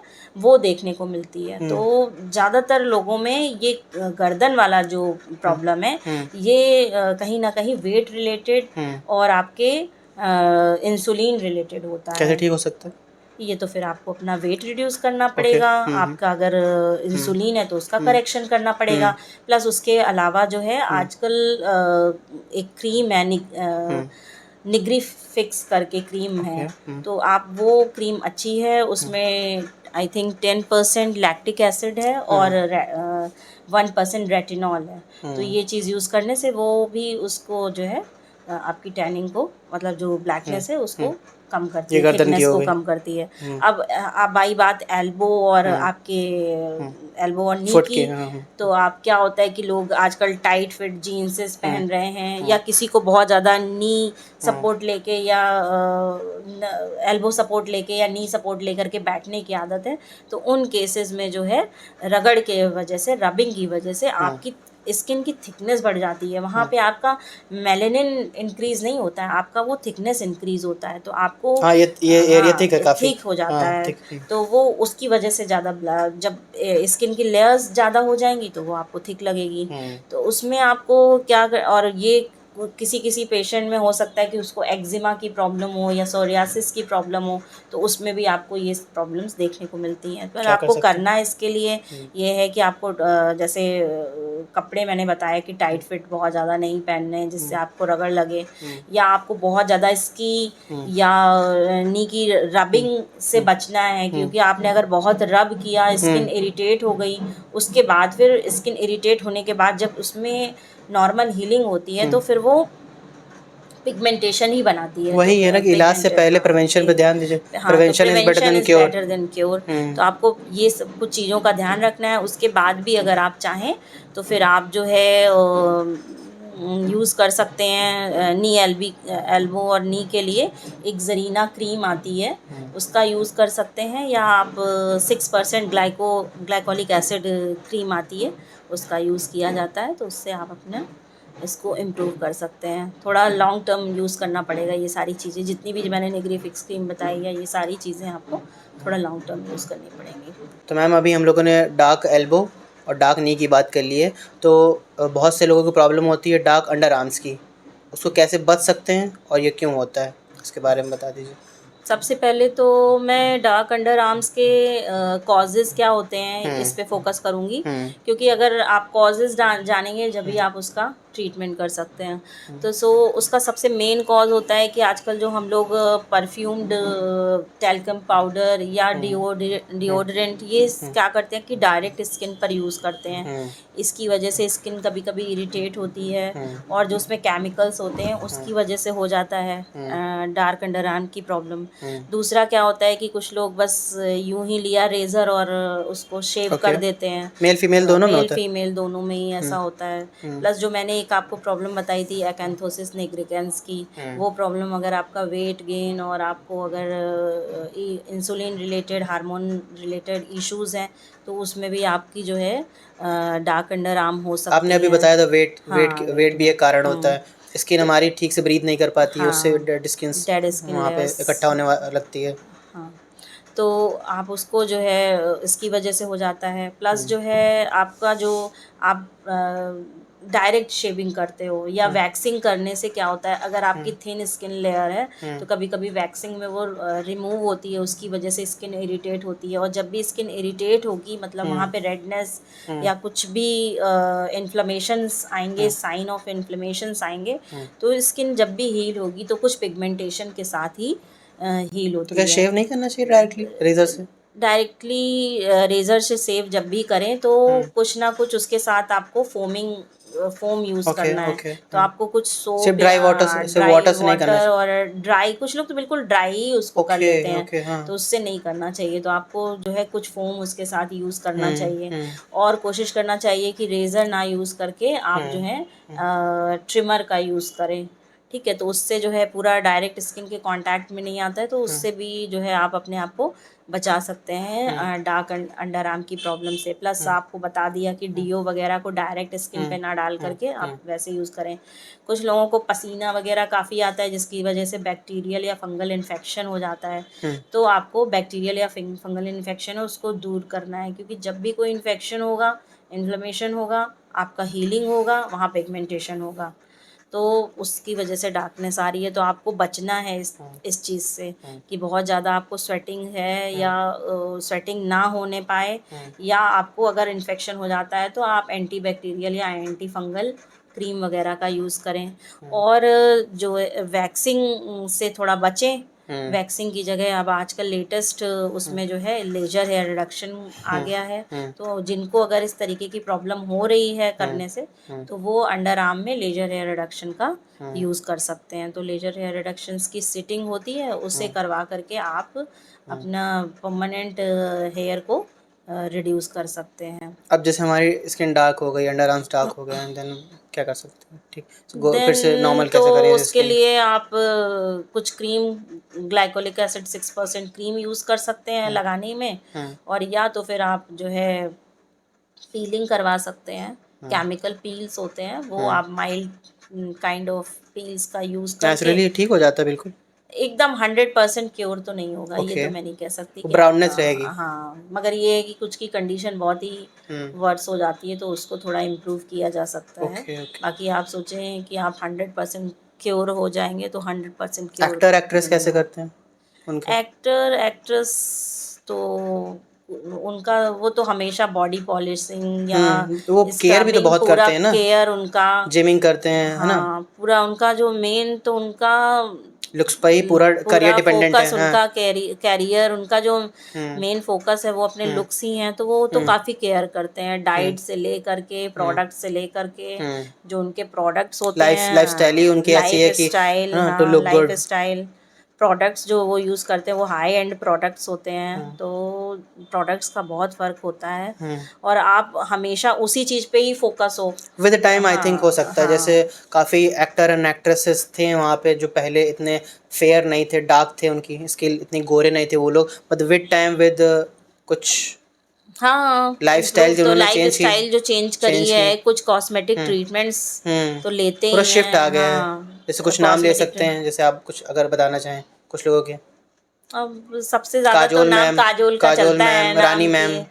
वो बहुत डार्क थी, डार्क हम्म शेड से लाइट हम्म शेड, लाइट शेड हो गई। हम्म रानी मुखर्जी का नाम भी आता है, लेकिन हम्म सबसे ज़्यादा जो लोगों के हम्म जहन में आती हैं वो काजोल ही जी आती हैं। मैम, लिप्स तक के कलर चेंज हो जाते हैं, डार्क लिप्स, लिप्स तक? डार्क लिप्स का हाँ इम्प्रूव किया जा सकता है, लेजर ट्रीटमेंट्स होते हैं बाकी जिससे लिपस्टिक तो आप यूज़ करते ही होंगे वो हाँ लोग। लिपस्टिक तो यूज़ करते ही हाँ होंगे। प्लस आजकल तो मुझे लगता है काफ़ी कुछ कैमरे में फ़िल्टर होता होगा, हम्म हम्म फ़िल्टर हम्म से तो बहुत चेंज आता नहीं, अब है। पेपरैज़ीज़ आ गए हैं ना, कोई भी अब हर कोई अपना कैमरा लेके चल जाता है, तो वहाँ पे फ़िल्टर लगाना इतना आसान नहीं रहा।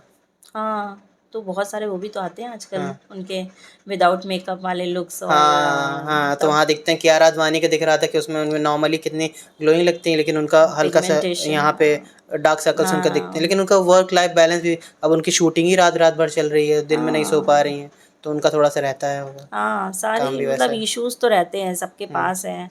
वर्कलोड है, स्ट्रेस बहुत होता है। आप जितना हायर पोजीशन पे होते हो, आप जितने कॉन्शियस होते हो, आपकी लाइफ में स्ट्रेस भी उतना ही होता है। हम्म तो ये सारी चीज़ें मैटर करती तो हैं। At the end of the day हमें अपनी फिटनेस पे ध्यान देना चाहिए, हाँ, अपनी बिल्कुल लाइफस्टाइल पे ध्यान देना चाहिए। लाइफ़स्टाइल पे जितनी भी हम आप लोगों ने प्रॉब्लम्स के बारे में बात की, कहीं न कहीं लाइफस्टाइल पे ही पहले था। हम लोगों ने पहले लाइफ़स्टाइल बिगाड़ लिया है, अब उसका सॉल्यूशन हम लोग दूसरे हर जगह देख रहे हैं, क्योंकि ये खराबी हम लोगों की गलतियों की वजह अपनी से हुआ है। डिफिशियंसीज, हुँ, डाइट, हुँ, हाइड्रेशन हुँ, हाइड्रेशन पर हम लोगों ने बात नहीं करी, जबकि हुँ, हाइड्रेशन बहुत ही ज़्यादा इम्पोर्टेंट है। स्किन के लिए। हाँ, हुँ, स्किन के लिए, स्किन डिहाइड्रेट को ना हो पाए। स्किन डिहाइड्रेट ना हो। हुँ, इंटरनली आप एक्सटर्नली हुँ, ग्लो के लिए क्या क्या करते हैं, आप हुँ, इंटरनल ग्लो के लिए आपको आपकी डाइट पे और आपके हुँ। हाइड्रेशन पे ही आपको मेन मैंने फोकस ऑनलाइन करना है। काफ़ी बार में पढ़ा था कि एक गोल्डन नंबर देते हैं कि 4 से 5 लीटर पानी पीना चाहिए। मैंने ट्राई किया बट मुझे बहुत दिनों तक मैं वो नहीं कर पाया। अब मैं करता हूँ कि अब मैं देखता हूँ कि मुझे प्यास कितनी लग रही है, उस हिसाब से मैं नहीं देखता हूँ नहीं कि नहीं नहीं नहीं, आपको फोकस्ड हो करके हाँ, आपको वाटर इनटेक करना है। करना आप ही हाँ, है। करना ही करना सुबह है। उठते ही पानी हाँ, पीता तो हूँ और आपको रात मैं में एक हुँ, सिंपल सा फॉर्मूला बताती हूँ कि ओके। आपको कैसे अपना हुँ, कैलकुलेट करना है कि हुँ, आपको कितना पानी पीना हुँ, चाहिए, मिनिमम आपको कितना पानी पीना हुँ, चाहिए। अगर आपका वेट 10 केजी है तो आपको हुँ, पर 10 केजी पे 600 ml to 700 ml water intake करना है। हुँ, तो अगर आप 50 केजी के हैं तो हुँ, 50 into 600 hmm, that means 3 litre. तो अगर आप 50 केजी के हैं तो हुँ, आपको पर डे 3 to 3.5 लीटर पीना चाहिए। वाटर इनटेक ज़रूर करना चाहिए। अगर आप अच्छा। उससे थोड़ा बढ़ा सकते हैं तो भी हुँ, अच्छी बात है। हुँ, इसी तरीके से अगर आपका वेट 60 है तो 60 इंटू 600 यानी कि 3600 ml, यानी कि आपको 3.5 से 4 लीटर पानी का इनटेक करना चाहिए। तो आप अपने वेट के हिसाब के अकॉर्डिंग जो है पर 10 हुँ, केजी पर हुँ। 600 to 700 ml वाटर का फॉर्मूला अप्लाई कर ग्लोइंग सकते हैं। स्किन के लिए ग्रीन वेजिटेबल्स बिल्कुल ग्रीन और वेजिटेबल्स कितना इम्पोर्टेंट है? बिल्कुल इम्पॉर्टेंट है, हुँ, क्योंकि आपका जो भी जितनी भी ग्रीन वेजिटेबल्स हैं हुँ, इसमें आपके एंटीऑक्सीडेंट्स होते हैं जो कि आपके ऑक्सीडेटिव स्ट्रेस, फ्री रेडिकल्स पर वर्क करते हैं। ये हुँ, फ्री रेडिकल्स आपको ऑक्सीडेटिव स्ट्रेस बढ़ाते हैं, उसकी वजह हुँ, से आपको टायर्डनेस, फटीग, हुँ, टायर्डनेस, हुँ, फेशियल ग्लो आपका डाउन हो जाता है, ये सारी चीज़ें होती हैं। तो आपको ग्रीन वेजिटेबल्स लेनी है तो उससे आपकी एक तो आयरन डिफिशियंसी नहीं होगी। इस ग्रीन वेजिटेबल आयरन डिफिशियंसी ना होने से आपके हुँ, अंडर आई डार्क सर्कल वगैरह भी इम्प्रूव हो सकते हैं। आपकी मतलब ओवरऑल इन्हेंस करती है आपको। पहले भी बता चुकी, हेयर हुँ, फॉल में आपको एनीमिया एक रीज़न है हेयर फॉल का, जहाँ पे आपको वो फॉलिक एसिड चाहिए और आपको आयरन चाहिए, तो वो आपको ग्रीन वेजिटेबल से ही मिलेगा। तो हर जगह पर इसकी इम्पोर्टेंस है, मैम चाहे कुछ वो लोग हेयर के लिए हो चाहे स्किन के लिए हो। डाइट करते हैं, तो हम्म उसमें वो ये गलती कर देते हैं कि वो फैट को ही पूरा एलिमिनेट कर देते हैं, फैट कंज्यूम ही नहीं करते हैं। जबकि हम्म मैंने एक बार पढ़ा था कि ग्लोइंग फेस के लिए फैट बहुत फैट इंपॉर्टेंट फैट है। भी इम्पोर्टेंट है। गुड फैट हम लोगों को कंज्यूम करना चाहिए, अपने हम्म डाइट पे इंक्लूड करना चाहिए। ओमेगा 3 होता है, हुँ, ओमेगा 3 फैटी एसिड होता है जो हुँ, कि आपके ओवरऑल मतलब स्किन ग्लो के लिए बहुत ज़रूरी होता ओके, है। हुँ, और आपको मतलब फैट तो लेना है, ये आपके हुँ। कोलेजन ब्रेकडाउन को भी रोके। जैसे आलमंड ले सकते हैं हम लोग, हाँ, पीनट ले इसमें सकते हैं। पीनट्स इस सब में आपको हुँ, ओमेगा 3 आपको हेल्दी फैट्स मिल जाते हैं हाँ हमें, हेल्दी ग्लोइंग फैट्स फेस के लिए मिलेंगे। काफ़ी हाँ हेल्पफुल होगा। हाँ तो मैम हम लोग अभी अंडर आर्म्स पे बात कर रहे थे, फिर हम लोग यहाँ पे आ गए, तो दोबारा वहाँ पे चलते हैं। अंडर आर्म्स के लिए होता है कि हम लोगों ने ट्रीटमेंट जान लिया कि क्या करना है। तो दूसरा एक प्रॉब्लम आती है हमारे स्किन में कि ये जो हमारी एड़ियाँ क्यों फट जाती हैं, तो हम्म। फटी एड़ियों के लिए क्या कर सकते हैं हम लोग? फटी एड़ियों के लिए, हुँ, फटी एड़ियों की प्रॉब्लम ज़्यादातर उन लोगों में देखने को मिलती है हुँ, जिनकी स्किन ड्राई होती है या मेरी है सीवियरली मेरी है, ड्राई होती बट है। मेरी कॉम्बिनेशन स्किन है। मेरे फेस में तो देखिए ऑयल हो दिख रहा है देखिए, आपको। हमेशा जो हाँ, होता है, अगर हुँ, आपका फेस ऑयली है तो ये हुँ, ज़रूरी नहीं है कि आपकी बॉडी जो है हुँ, ऑयली होगी, ठीक हुँ, है। ज़्यादातर क्या होता है कि हुँ, फेस के कंपेयर में हुँ, बॉडी ज़्यादा ड्राई होती है, हुँ, ठीक है। हुँ, अगर आपका फेस ड्राई है तो आपकी हुँ, बॉडी सीवियरली ड्राई होगी। हुँ, अगर आपका फेस ऑयली है तो हुँ। आपकी बॉडी ड्राई हो सकती है। मेरे तो पाम्स, हाँ हाथ और मेरे पैरों की जो सोल है, तो हम्म ये बहुत ज़्यादा ड्राई है, तो मेरे मेरे फट जाते हैं, और अगर मैं हाँ जिमिंग स्टार्ट कर देता हूँ तो यहाँ पे ये बहुत जल्दी फटने लग ये जाते हैं। फटने ये तो थोड़ा सा हाँ, जो रब होते हैं ना हुँ, उसकी वजह से तुम्हें होता फ्रिक्शन है, फ्रिक्शन की वजह फ्रिक्शन से की भी वजह होता से है। हो हाँ, रहा है। हुँ, बाकी जो एड़ियां हैं तो हुँ। वो ड्राइनेस की वजह से होती हैं मैं ज़्यादातर। वैसलीन यूज़ करता हूँ, बट कोई इतना फ़र्क नहीं है, एड़ियाँ फट रही वैसलीन, हैं। हाँ, आपको ना उसको इंटेंसिवली हाइड्रेट करना है। अगर ओके। आपकी एड़ियाँ ज़्यादा फटती हैं तो फिर आपको हुँ, क्या करना है कि आपको ल्यूक वार्म वाटर में उसको थोड़ी देर सोक करना है, ठीक है। पैरों को। हुँ, और उसके बाद जब थोड़े से सॉफ्ट हो जाएं, हुँ। उसके बाद आपको अपनी वैसलीन या मॉइस्चराइज़र अप्लाई स्क्रब कर सकते हैं, जो मेरी स्किन तो डेड हो स्क्रब गई पूरी। कर हाँ, सकते हैं, मगर हुँ, बहुत ज़्यादा स्क्रब भी नहीं करना है कि हुँ, इतना आपने स्क्रब किया कि आपने स्किन को इरिटेट ओके। कर दिया, आपने हुँ, खुद से ही उसको रेडनेस आ गई इंजर्ड पूरी। कर दिया, ओके, ओके। रेडनेस आ गई, इचीनेस हो गई। हुँ, तो आपको बहुत ज़्यादा उसको नहीं करना है। हुँ, आप उसको माइल्डली रब करना है, जैसे आपने पहले अपने पैरों को सोक कर लिया थोड़ी देर, हल्का सा स्क्रब कर दिया और हुँ, उसके बाद जो है आपने हुँ, उसको मॉइस्चराइज कर दिया। इससे क्या होता है, मॉइस्चराइज़र भी हुँ। डीपली पेनिट्रेट हो जाता है। तो सिर्फ़ उस मॉइस्चराइज़र से विद टाइम हाँ, ठीक हो जाएगा? नहीं नहीं, अभी आगे बता रही हूँ। हुँ, अगर आपकी एड़ियाँ बहुत ज़्यादा सीवियरली हुँ, क्रैक्ड हैं, आपको हुँ, पेन वगैरह है, तो आपको डॉक्टर से कंसल्ट करना चाहिए। इसके अलावा कुछ क्रीम्स आती हैं, हुँ, आप देख लें कि कोई भी क्रीम आप देख सकते हैं, बस आपको उसमें देखना है कि उसमें आपका लैक्टिक एसिड, यूरिक एसिड और ग्लाइकोलिक एसिड कंटेनिंग क्रीम आती हैं। उसके थोड़े लॉन्ग टर्म यूज़ से आप अपनी फटी एड़ियों की प्रॉब्लम को दूर हुँ। कर सकते हैं। तो मैम हमने अभी इतनी सारी डिस्कशन की थी, जहाँ पे हम लोगों ने सनस्क्रीन के बारे में डिस्कशन किया। एक चीज़ हमारी स्किप हो गई थी, डार्क सर्कल्स के बारे में। ये क्यों होता है?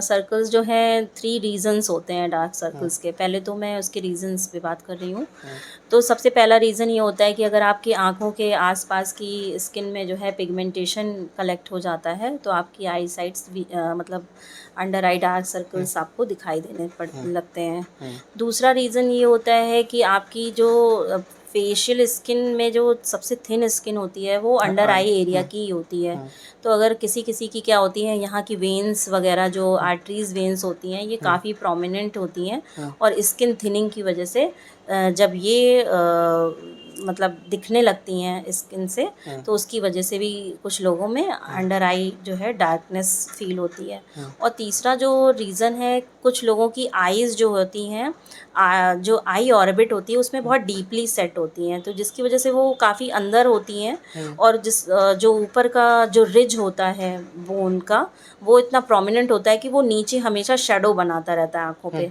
हुँ, तो आप कितना भी कोशिश कर लें, उस शैडो की वजह से आपको हमेशा इस डार्क एरिया सर्कल्स। में डार्क डार्क सा नज़र आता है। तो हुँ, वो उनकी जो पोजीशन होती है हुँ, उनकी वजह ये से हमारे होती कंट्रोल है। में है? ये हमारे कंट्रोल में बिल्कुल भी नहीं है, मगर हुँ, कुछ चीज़ें हैं, जो कुछ फैक्टर्स होते हैं जो इन हुँ, चीज़ों को एग्रीवेट कर देते हैं। वो हुँ, फैक्टर्स होते हैं जैसे कि हमारी लाइफ़स्टाइल से हुँ, रिलेटेड होते हैं, जैसे कि हमारी स्लीपिंग हैबिट नहीं इम्प्रॉपर सही है, स्लीप्स हाँ। इम्प्रॉपर स्लीप हुँ, है।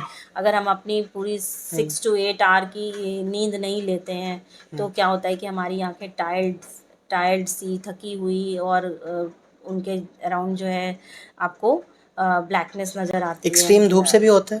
हाँ, धूप से तो होगा, स्किन एक्सट्रीमली है। एक्सपोज़ हैं आप हाँ, बिल्कुल, सन से। बिल्कुल एक्सपोज़ हैं, हुँ, तो पिगमेंटेशन की प्रॉब्लम तो आपको उसी से ही फ़ोन होगी। ज़िम्मेदार है हाँ, डार्क बिल्कुल, सर्कल्स के लिए? बिल्कुल हो सकता है। हुँ, अगर आप बहुत ज़्यादा हुँ, फ़ोन और गैजेट्स का यूज़ करते हैं, हुँ, आइज़ को बहुत ज़्यादा बिल्कुल हुँ, रेस्ट नहीं देते हैं, तो वो टायर्ड और अंदर को श्रिंक सी और ब्लैकनेस आपको हुँ, आँखों के अराउंड नज़र आने लगेगी। हुँ, तो आपका एक तो ये रीज़न हो गया। दूसरा, आपको एनीमिया जैसी प्रॉब्लम अगर है, हुँ, यहाँ पर भी हुँ, एनीमिया आपका हुँ, है अगर, तो हुँ, आपका जो ब्लड सर्कुलेशन है वो आइज़ के अराउंड अच्छा नहीं होगा। ओके। उसकी वजह से भी आपकी आँखें टायर्ड और हुँ, मतलब डार्क सर्कल से आपको नज़र आने लगेंगे। मैम मुझे इसके जैसे बाद अगर मुझे आपकी डाइट नहीं सही है और ओके, आप क्रैश डाइट करते हैं हुँ, किसी वजह से, हुँ, आपकी नींद तो पहले भी डिस्कस कर चुकी हूँ, हुँ, लेकिन अगर आप क्रैश डाइट है आपकी, हुँ, या आप अल्कोहल और स्मोकिंग में इन्वॉल्व हैं, तो अच्छा। भी आपकी आईज़ आपको जो है आपकी अंडर आई डार्क सर्कल की प्रॉब्लम ऐसे लोगों में देखने को मिलेगी। क्योंकि जब हुँ, हम हुँ, स्मोकिंग या अल्कोहल लेते हैं, हुँ, तो जो उसके जो कंटेंट्स हैं, हुँ, उसकी वजह से भी उस एरिया में जो है ब्लड सप्लाई अच्छी नहीं होती है, हुँ, जिससे जो भी टॉक्सिन्स उस एरिया में बनते हैं वो फ्लश आउट नहीं हो पाते हैं, जिसकी वजह से आपकी आंखें टायर्ड, थकी हुई एकदम, और अंडर आई डार्क सर्कल अंदर को घुसी हुई सी डीपली सेट हो जाती हैं, तो उसकी वजह से भी under eye dark ma'am circles. मैं अभी बताऊँगा मैं ये सवाल क्यों पूछ रहा हूँ। मैम मेरे आँखों में देखिए मेरे आ रहे हैं डार्क सर्कल्स? नहीं। नहीं आ रहे? उहुँ। और मेरे इम्प्रॉपर स्लीप्स हैं, मुझे रात इम्प्रॉपर में नींद में स्लीप्स नहीं है, आती। बट एक एज होती है। मैं ओके। मेरा ये मानना है कि एक हाँ। एज होती है, आपकी बॉडी काफ़ी हद तक जो है आप जो करते हैं ना उसमें आपका साथ देती साथ है, दे रहे साथ हैं। देती अभी मैं है। यंग हूँ तो शायद हाँ, इसलिए। आप यंग हैं, हुँ। आपको अभी बॉडी सपोर्ट कर रही है। एक टाइम आता है लाइफ में जब आपकी बॉडी आपको सपोर्ट कम सब करने लगती दिखाएगी। है, तो स फिर वो सारी प्रॉब्लम्स आपको एकदम से नज़र आने लगती। तो अभी तुम्हारी एज ही कितनी है कि अभी ये सारी चीज़ें देखी जाएँ।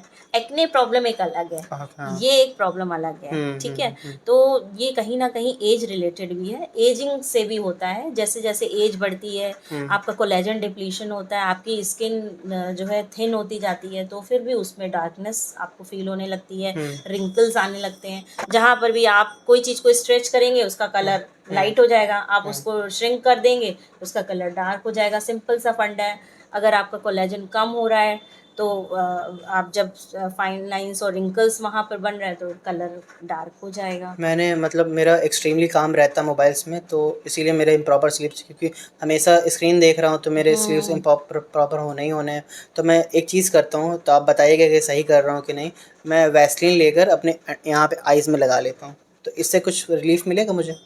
अंडर अंडर वैसलीन का तो अंडर स नहीं है, देखो हाँ, हाँ, अगर तुम्हें लगाना ही है हाँ। तो तुम अंडर आई डार्क सर्कल्स के लिए क्रीम्स आती हैं हुँ। जिसमें विटामिन सी, नियासिनामाइड, कैफ़ीन और ये सारी चीज़ें होती हैं, तो हुँ। उसको तुम लगाओ तो उससे तुम्हें हुँ। ज़्यादा बेनिफिट मिलेगा। मतलब बच सकूँगा कि ये सारी हाँ, चीज़ें ना हो। इससे तुम्हें बेनिफिट और मिलेगा। बेस्ट चीज़ तो ये है कि स्लीप लूँ, हाँ, प्रॉपर बेस्ट स्लीप तो लूँ। यही है।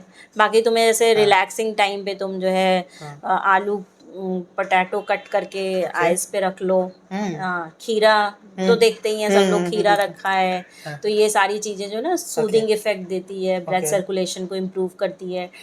टी बैग्स को आप ओके। अपने हाँ। टी बैग्स को वेट करके आप अपनी आँखों पे रख सकते हो। जैसे मैंने हुँ, बताया ना अंडर आई हुँ, क्रीम हुँ, में हुँ, कैफ़ीन होते हैं, तो हुँ, कैफ़ीन जो होता है हुँ। ना ये ब्लड एनी सर्कुलेशन को product you want to suggest हाँ, यहाँ यहाँ इससे बचने के लिए आप। प्रोडक्ट तो मैं नहीं हुँ, सजेस्ट कर रही हूँ, बट हाँ हुँ, उसमें कंटेंट मैं आपको बता रही हूँ बता दीजिए। कि आपको विटामिन सी, हुँ, नियासिनामाइड, हुँ, कैफ़ीन ये सारी चीज़ें आप उसमें देख लें कि हुँ, उसमें है कि नहीं। हुँ, हाँ, मॉइस्चराइज़र देखो हर क्रीम में हुँ, कुछ बेस तो होता ही है, उसको बनाने का, हर चीज़ को मिलाने का एक बेस तो होता है, तो वहाँ पे मॉइस्चराइज़र वगैरह होगा ही, तो वो आपको मॉइस्चराइज़ तो करेगा ही करेगा। हुँ, साथ में ये सारी चीज़ें हुँ। आपको जो है इम्प्रूव कर सकती हैं इसको, तो आप उसको यूज़ कर सकते तो हो। बेस्ट वे क्या वाइसलीन है हाँ, हटाने के लिए? वैसलीन बेस्ट बेस्ट वे तो यही है जो डार्क मैंने सर्कल्स? बताया। डार्क सर्कल्स के हुँ, ट्रीटमेंट के लिए आप एक तो ये घरेलू उपाय कर सकते हो, टी बैग्स लगा लिया फ्री टाइम में, हुँ, पोटैटो लगा लिया, या आपने हुँ, कुकम्बर का स्लाइस काट के आँखों पे रख लिया हुँ, थोड़ी देर के हुँ, लिए,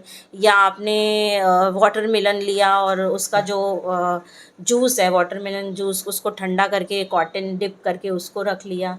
तो ये सारे ही चीज़ें आपको एंटीऑक्सीडेंट प्रॉपर्टी और है उनमें, और आपको सूदिंग इफ़ेक्ट देंगी, वहाँ के सर्कुलेशन को इम्प्रूव करेंगी। आप जब रिलैक्स होकर के इसको लगा के बैठोगे, आपके स्ट्रेस को दूर करेंगी, तो नेचुरल सी बात है कि ये कहीं न कहीं आपको आपकी प्रॉब्लम को ठीक करने में आपकी सहायता कुछ लोगों करेंगी। का प्लस एक्सट्रीमली फिर डार्क आप सर्कल होता है उनके लिए? एक्सट्रीमली डार्क सर्कल मैंने बताया ना कि रीज़न अगर बहुत डॉक्टर एक्सट्रीमली को कोई दिखाना चीज़ चाहिए? हो रही है हाँ, आपको, डॉक्टर को। बहुत कम समय में हुँ, बहुत तेज़ी से हो गई तो कुछ आपको कोई अंदर चीज़, तो दिक्कत है। कुछ अंदर आपको प्रॉब्लम है। हुँ, आपको एक्सटर्नल प्रॉब्लम डॉक्टर से हाँ, ज़्यादा इंटरनल प्रॉब्लम है, तो हुँ, आप फिर वहाँ पे डॉक्टर से कंसल्ट करो। हुँ। वो आपकी अदर हिस्ट्री लेकर के आपके जो जो भी आपकी डायग्नोसिस करेगा, उसके लिए आपके बॉडी ब्लड सिग्नल दे टेस्ट रही है कुछ हाँ, खराब है अंदर। कुछ प्रॉब्लम है। हाँ, अगर कोई चीज़ बहुत तेज़ी से हो रही है, जैसे हुँ, डार्क सर्कल हो रहे हैं बहुत तेज़ी से हो गए, या कहीं भी इस तरीके की कोई भी पिगमेंटेशन बॉडी में भी कह हाँ, सकते हैं आपका, डिहाइड्रेट जैसे जो हो रही अभी है। गोरेपन वाली बात करी थी हम लोगों ने, हुँ, तो वहाँ पर भी ये होता है कि अगर आप धीरे-धीरे हुआ है मतलब टैनिंग से हुआ है, हुँ,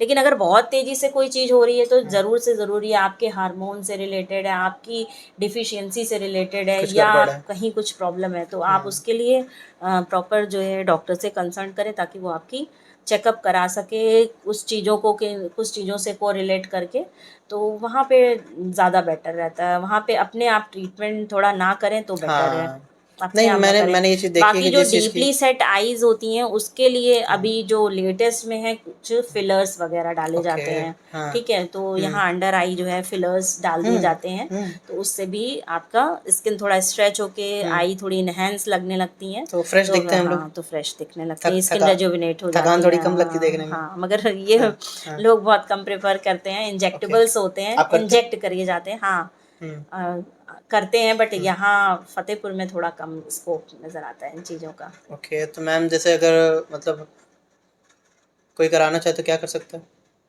क्या वो प्रोसेस रहता है? पहले तो वो आए हुँ, दिखाएंगे, हुँ, हुँ। देखा जाए कि उनका एक्चुअली रीज़न, हाँ, हुँ, एक्चुअल रीज़न क्या हुँ, है। हुँ, फिर हम उनको बताएंगे कि हाँ ऐसे हुँ। ऐसे कर सकते इट इज़ हैं। सेफ?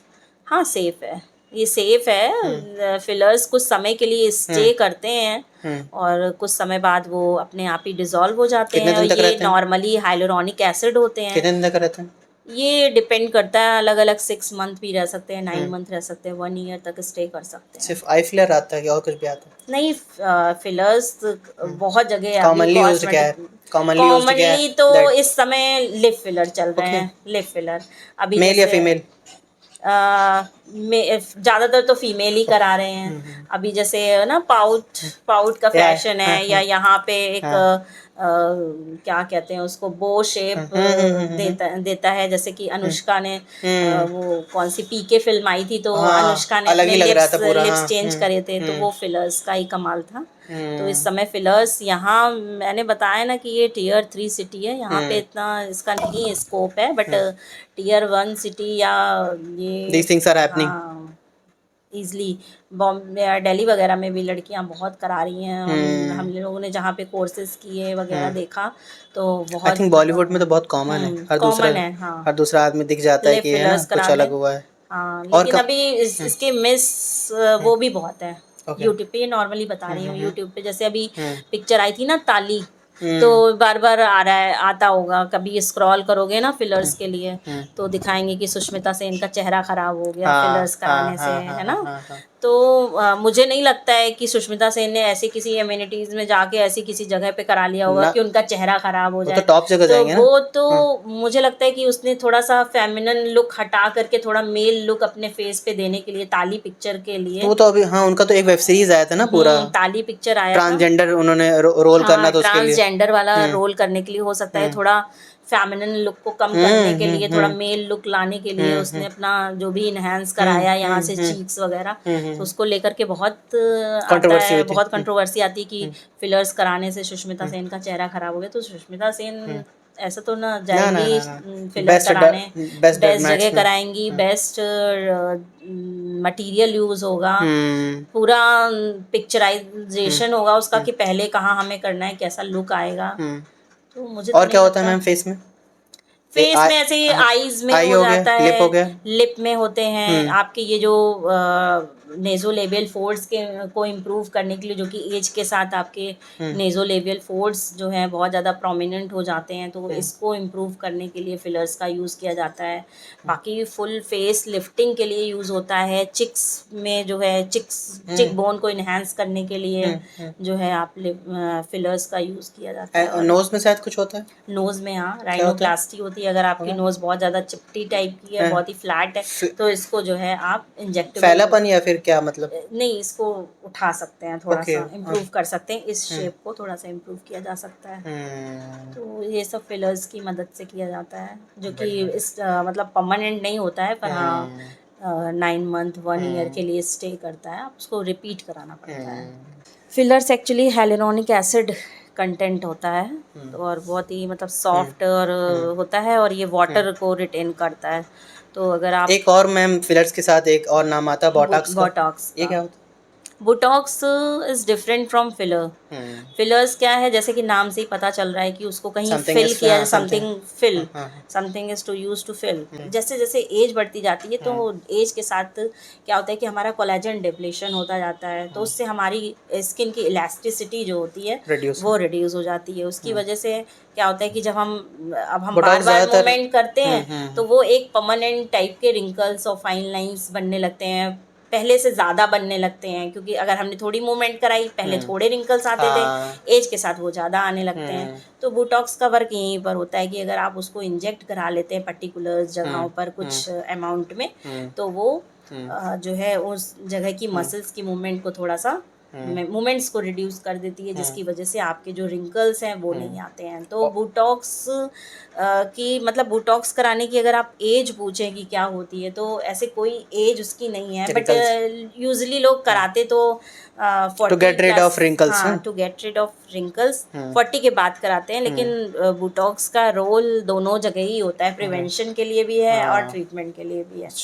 अगर आप बहुत ज़्यादा फेशियल एक्सप्रेशंस दे करके बात करने वाले इंसान हो, तो डेफिनेटली आप जितना एक्सप्रेशंस दे रहे हो वो आगे चल के आपके जो मसल मूवमेंट्स हैं, जो आपकी लाइंस हैं, वो जो आपकी डायनेमिक लाइंस हैं, वो कहीं ना कहीं चल के आपकी स्टैटिक हो जाएंगी, परमानेंट हो जाएंगी। तो आप इसका यूज़ कम एज में भी कर सकते हो फॉर प्रिवेंशन के लिए, और ज़्यादा एज में तो आप उसको एज ए ट्रीटमेंट यूज़ ही करोगे, एंटी रिंकल्स। तो मैं फिलर्स और बोटॉक्स के अलावा भी और कुछ कॉमनली यूज्ड कुछ और होता है? बहुत सारे कॉस्मेटिक कॉमन जो लोग यूज़ करते हैं। जो कॉमन यूज़ करते हैं अभी तो कॉमन यही है। अदरवाइज अगर आप ऐसे पूछो कि कॉस्मेटिक क्लिनिक्स में क्या ट्रीटमेंट्स ज़्यादातर हो रहे हैं, तो ज़्यादातर हेयर फॉल के लिए जो भी ट्रीटमेंट्स हैं, GFC है, PRP है, इस तरीके के जो ट्रीटमेंट हैं, थेरेपी हैं, वो ज़्यादातर हो रही हैं। और सबसे ज़्यादा पेशेंट अगर देखे जाएं तो सबसे ज़्यादा पेशेंट पिगमेंटेशन, एक्ने, पिगमेंटेशन और हेयर फॉल के हैं फतेहपुर में। अगर हम देखें फतेहपुर के पॉइंट ऑफ व्यू से देखें तो सबसे ज़्यादा पेशेंट इस चीज़ के हैं। हाँ, गोरा होना चाहने वाले पेशेंट भी आ जाते हैं बीच बीच में। फ़ोन पे तो बहुत सारे लोग अगर आप पूछते हैं कि कैसे गोरा हो सकते हैं, बट जैसे ही उनको इस चीज़ के बारे में थोड़ा सा आप मोटिवेट करने की कोशिश करते हो या समझाने की कोशिश करते हो, तो वो थोड़ा सा वो हो जाते हैं। यूज्ड हो गए ना क्विक रिजल्ट्स के। हाँ, यूज्ड हो गए लोग। हाँ, सभी को कोई क्रीम बताओ लगाएं गोरे हो जाए। इतना मत बताओ कि नहीं, प्रोसेसेस मत बताइए। हाँ, तो ये चीज़ तो है। लेकिन अगर ये देखा जाए कि सबसे ज़्यादा पेशेंट क्या हैं, सबसे ज़्यादा यहाँ पे क्या डिमांड है हमारी सिटी के हिसाब से, तो वो यही है कि जो है आपका हेयर फॉल का प्रॉब्लम है, पिगमेंटेशन मेलाज्मा का प्रॉब्लम है, और थर्ड आपका एक्ने का प्रॉब्लम है। तो सबसे ज़्यादा एक्ने और एक्ने स्कार भी बहुत बड़ी प्रॉब्लम है। स्कार होते हैं, ट्रीटमेंट हो सकता है। स्कार को आप इम्प्रूव कर सकते हो, आप 100% स्कार रिमूव नहीं कर सकते हो। इसीलिए हमेशा कहा जाता है कि आपको जब एक्ने हो रहे हैं तो आपको अपने एक्ने का ट्रीटमेंट लेना है, ताकि आप उसके कंसिक्वेंसेस जो उसका एक्ने स्कारिंग है आप उसको कम से कम होने दो, क्योंकि 100% स्किन को क्योर नहीं किया जा सकता है कि आप उसको सोचो कि आपका बिल्कुल आप सेम एज बाल्डनेस।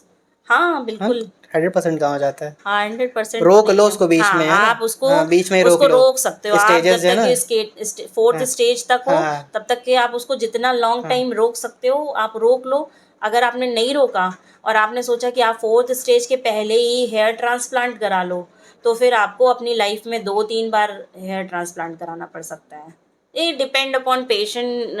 ये तो हमारी आपकी लाइकिंग पे है कि हम अपनी लाइफ में किस चीज़ को कितना इम्पोर्टेंस देते हैं। अगर हमारे लिए बाल इम्पोर्टेंट तो कुछ लोग कराते भी हैं 2-2 बार। वरना तो आज बाल्डनेस का ही फैशन आ गया है। The rock, the legendary example. वो तो पूरा निकाल देते हैं बालों को। और लड़कियों को पसंद भी बहुत ज़्यादा, वो मस्कुलर है, पूरा बाल्ड है ना। एक और नाम आया एंड्रू टेट का, वो भी पूरा शेव करके रखे हैं। सोशल मीडिया बहुत बड़े स्टार्स हैं, और हालांकि बात है अब तो बैन वैन हो गया, तो अब तो वो है। तो हमारे बॉलीवुड में कोई गंजा क्यों नहीं होता? बॉलीवुड में गंजा? हाँ, सबने करा रखे हैं गंजे हैं तो कौन? राकेश रोशन पूरे गंजे। ओके। ऋतिक रोशन के पापा बहुत टाइम से पूरे गंजे हैं। But he is a director ना। हाँ, मैं एक्ट्रेसेस की बात कर रहा हूँ। पहले एक्टर ही हुआ करते थे वो। पहले तो एक्टर थे, लेकिन अभी बाद में वो फिर उनकी प्रायोरिटी नहीं थी ये। लेकिन अभी काफ़ी जगह मैंने देखा था अक्षय कुमार बहुत डीपली बाल्ड हो गए थे, तो उन्होंने अपने कुछ ट्रीटमेंट्स वगैरह कराया हो गया हेयर ट्रांसप्लांट। सलमान खान का हो गया था। इसका बहुत आता है, रणवीर कपूर का। Ranveer Kapoor is bald. Ranveer okay. Kapoor को है प्रॉब्लम। उनको देख के तो लगता नहीं लगता है, नहीं है नेचुरल लगते हैं नहीं, कितना। हाँ हाँ बिल्कुल, उसने हेयर ट्रांसप्लांट कराया हुआ है। उसकी स्टोरी पूरा मैंने कई बार हाँ पढ़ी है। हाँ। तो रणवीर कपूर जो ओके। है उनको है मतलब प्रॉब्लम।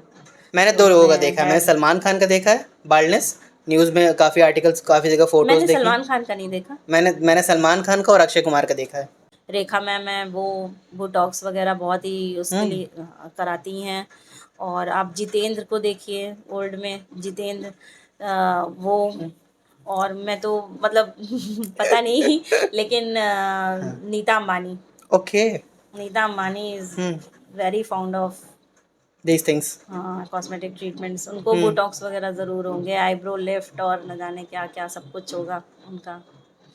तो कॉस्मेटिक ट्रीटमेंट वहाँ तो बहुत पॉपुलर है। हम्म। बट मेरा हमेशा से ये सोचना रहा है कि हम्म। कॉस्मेटिक ट्रीटमेंट सिर्फ ये बोटॉक्स और अपने फ़तेहपुर में कॉस्मेटिक क्लिनिक्स में और भी बहुत सारे ट्रीटमेंट अवेलेबल हैं, हाँ। जो कि आजकल के लड़के या लड़कियों के जो हम्म। स्ट्रेस के कारण जो उनको डिप्रेशन होता है लुक्स को लेकर के, उस चीज़ों को ठीक करने के लिए ये बहुत ज़रूरी है, बहुत मतलब ऐसा नहीं है। और कुछ पेशेंट्स आती हैं, कुछ लड़कियां कुछ लड़के आते हैं जिनको सच में ज़रूरत है कि हाँ उनको शादियाँ नहीं होती बच्चों की। उनको ट्रीटमेंट मिलना चाहिए, उनको कुछ थोड़ा सा ऐसा ट्रीटमेंट मिल जाए।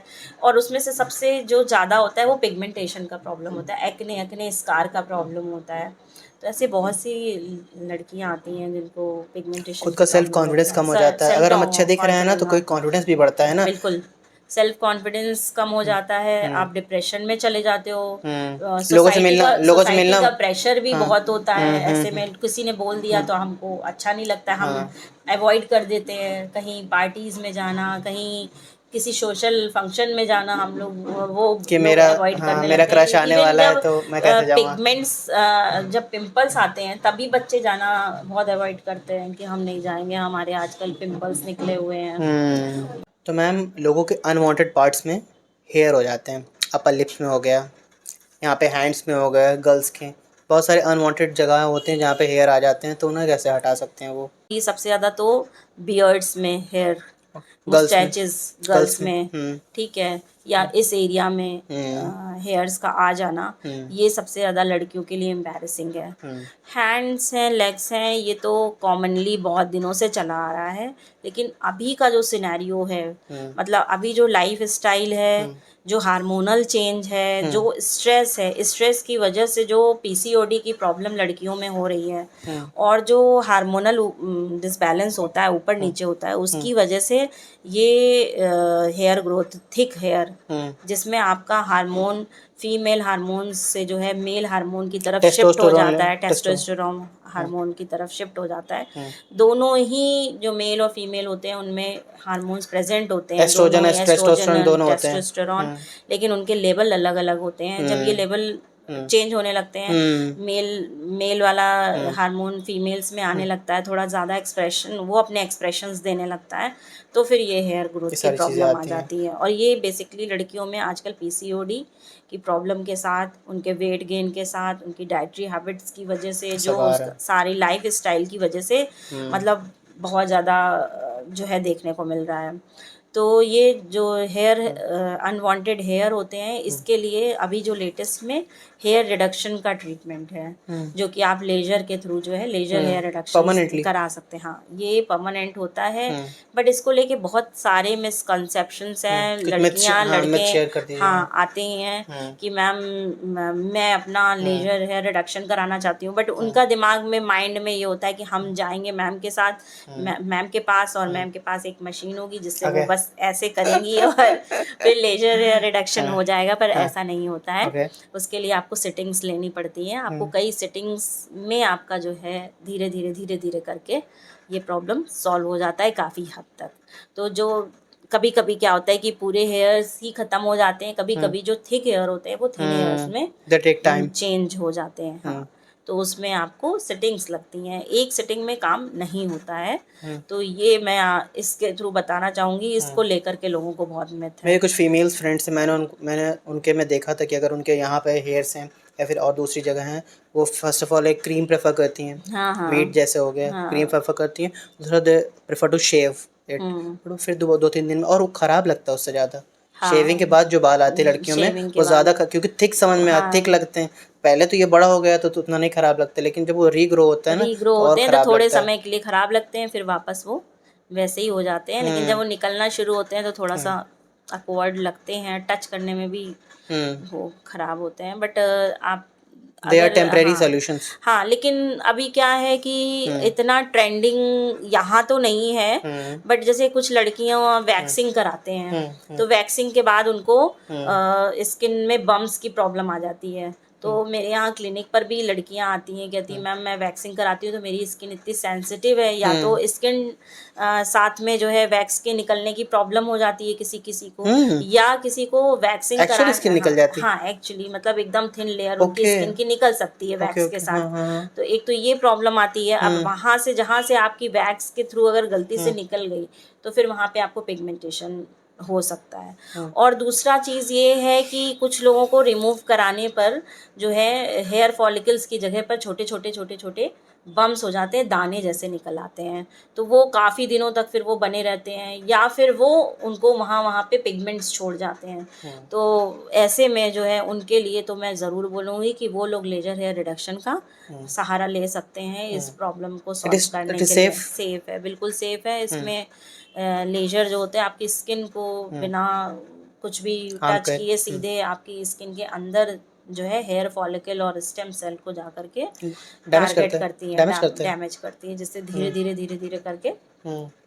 आपकी हेयर ग्रोथ रिड्यूस होती सिर्फ चली हैंड्स जाती के है। बात करने की ओवरऑल हैंड मैंने की जब बात की ओवरऑल सभी जगह facial facial facial hair. Hair growth के लिए हाँ, लेकिन फेशियल हेयर के लिए भी मैं ये कहूँगी कि उसका एक रीज़न है, पहले उस रीज़न को हटाना है। मतलब अगर आपको पीस हाँ। हार्मोनल प्रॉब्लम है, पीसीओडी की प्रॉब्लम है, तो उसका ट्रीटमेंट ज़रूरी है। उसके बाद आप इसको फिर आपको कराना बहुत पड़ेगा। कॉमन हो ऐसा नहीं गया है कि आज। आपको पीसीओडी आपने ठीक करा लिया तो आपके हेयर्स अपने आप सही हो जाएंगे, वो अपने आप नहीं सही होंगे, तब फिर आपको उसको ठीक कराने के लिए आपको ये ट्रीटमेंट लेना पड़ेगा। बहुत कॉमन हो गया मैम, हर हाँ, दूसरी लड़की के पास सुनने को मिलता है मैम, बिल्कुल बिल्कुल बिल्कुल। पीसीओडी अभी पीसीओएस मेरे नहीं पास कर। बहुत इतने सारे रखे हुए हैं लड़कियों के रेजर्स।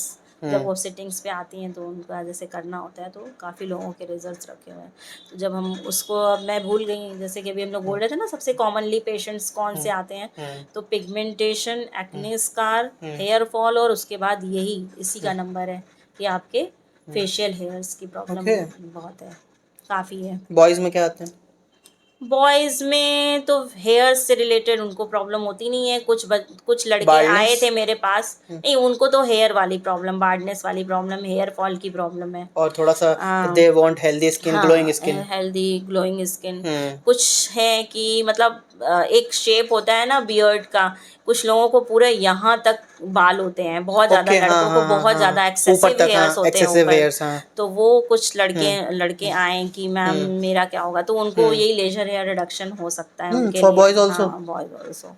उनको जो आप लेजर बियर्ड शेपिंग इसको कहते हैं, तो आप लेजर बियर्ड शेपिंग करा सकते हैं। तो परमानेंट मतलब तो खर्चा उसमें बच भी गया ना। सिटिंग्स होती हैं, अच्छा, उसमें भी कितनी बार आना सिटिंग्स पड़ता होंगी। है? उसमें भी डिपेंड करेगा कि कैसी ठीक, ग्रोथ आ कितनी रही थिक है है, आपकी? कितनी थिक है, हम्म कितने टाइम में हो रहा है। स्किन के कलर पे डिपेंड करता है सबसे ओके। ज़्यादा। तो जो लेजर वर्क करता है वो स्किन के कलर के अकॉर्डिंग, अगर आप फेयर कलर हैं और आपका डार्क हेयर है तो उतनी ही कम सिटिंग लगेंगी आपको।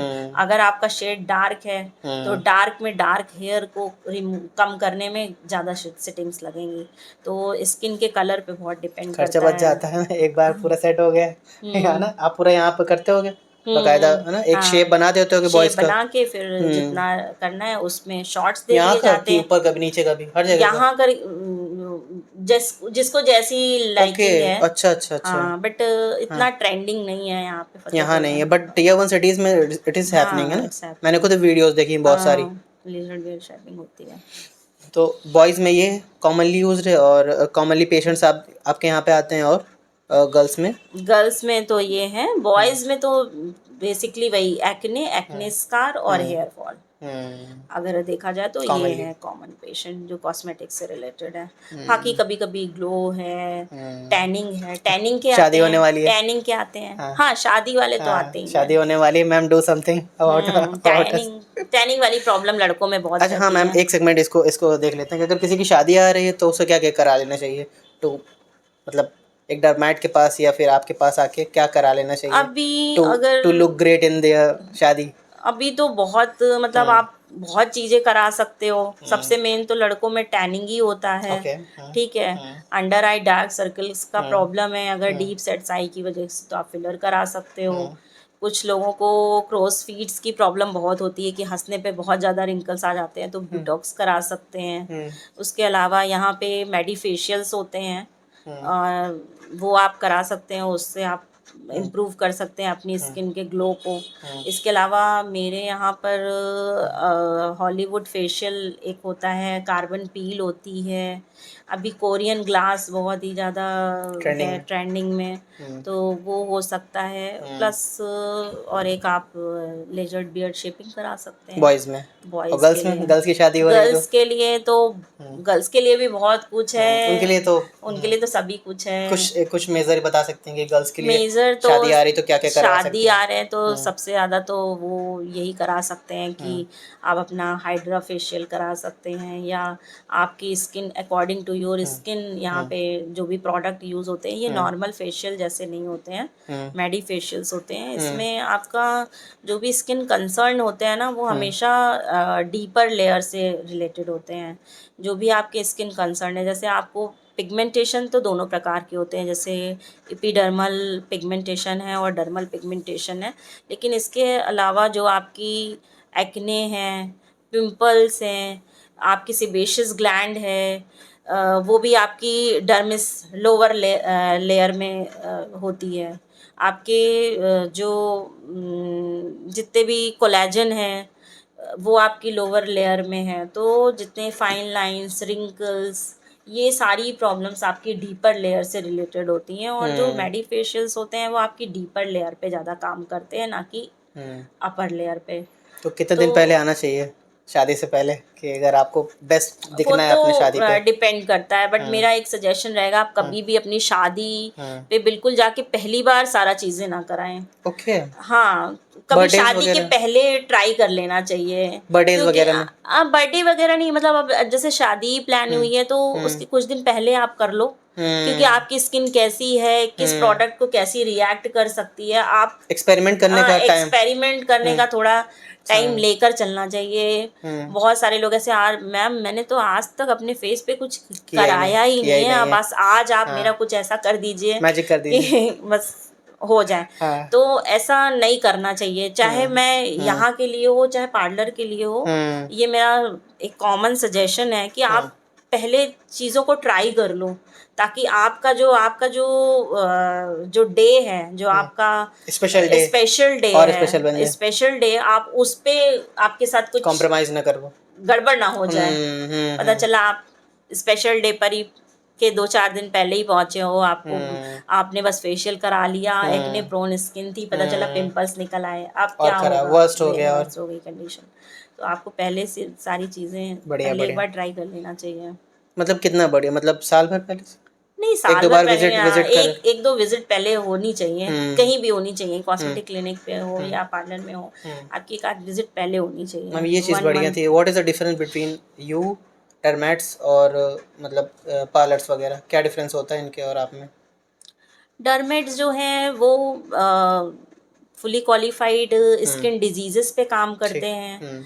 अभी अगर आप डर्मेट हैं तो उसके बाद भी आपको कॉस्मेटोलॉजी वाला कोर्स करना पड़ता है। बिल्कुल। कॉस्मेटोलॉजी में आपका कई सारी चीज़ें हैं, ट्राइकोलॉजी है, स्किन पर आप काम करते हो, हेयर में आपका ट्राइकोलॉजी हो गया, और फिर लेजर्स पे आप काम करते हो। लेजर आजकल बहुत ट्रेंडिंग है, लेजर मशीन्स हैं, तो आप उस पे काम करते हो। तो अगर आप डर्मेट भी हो तो भी आपको इसका अलग से पूरा कोर्स करना ही पड़ता है।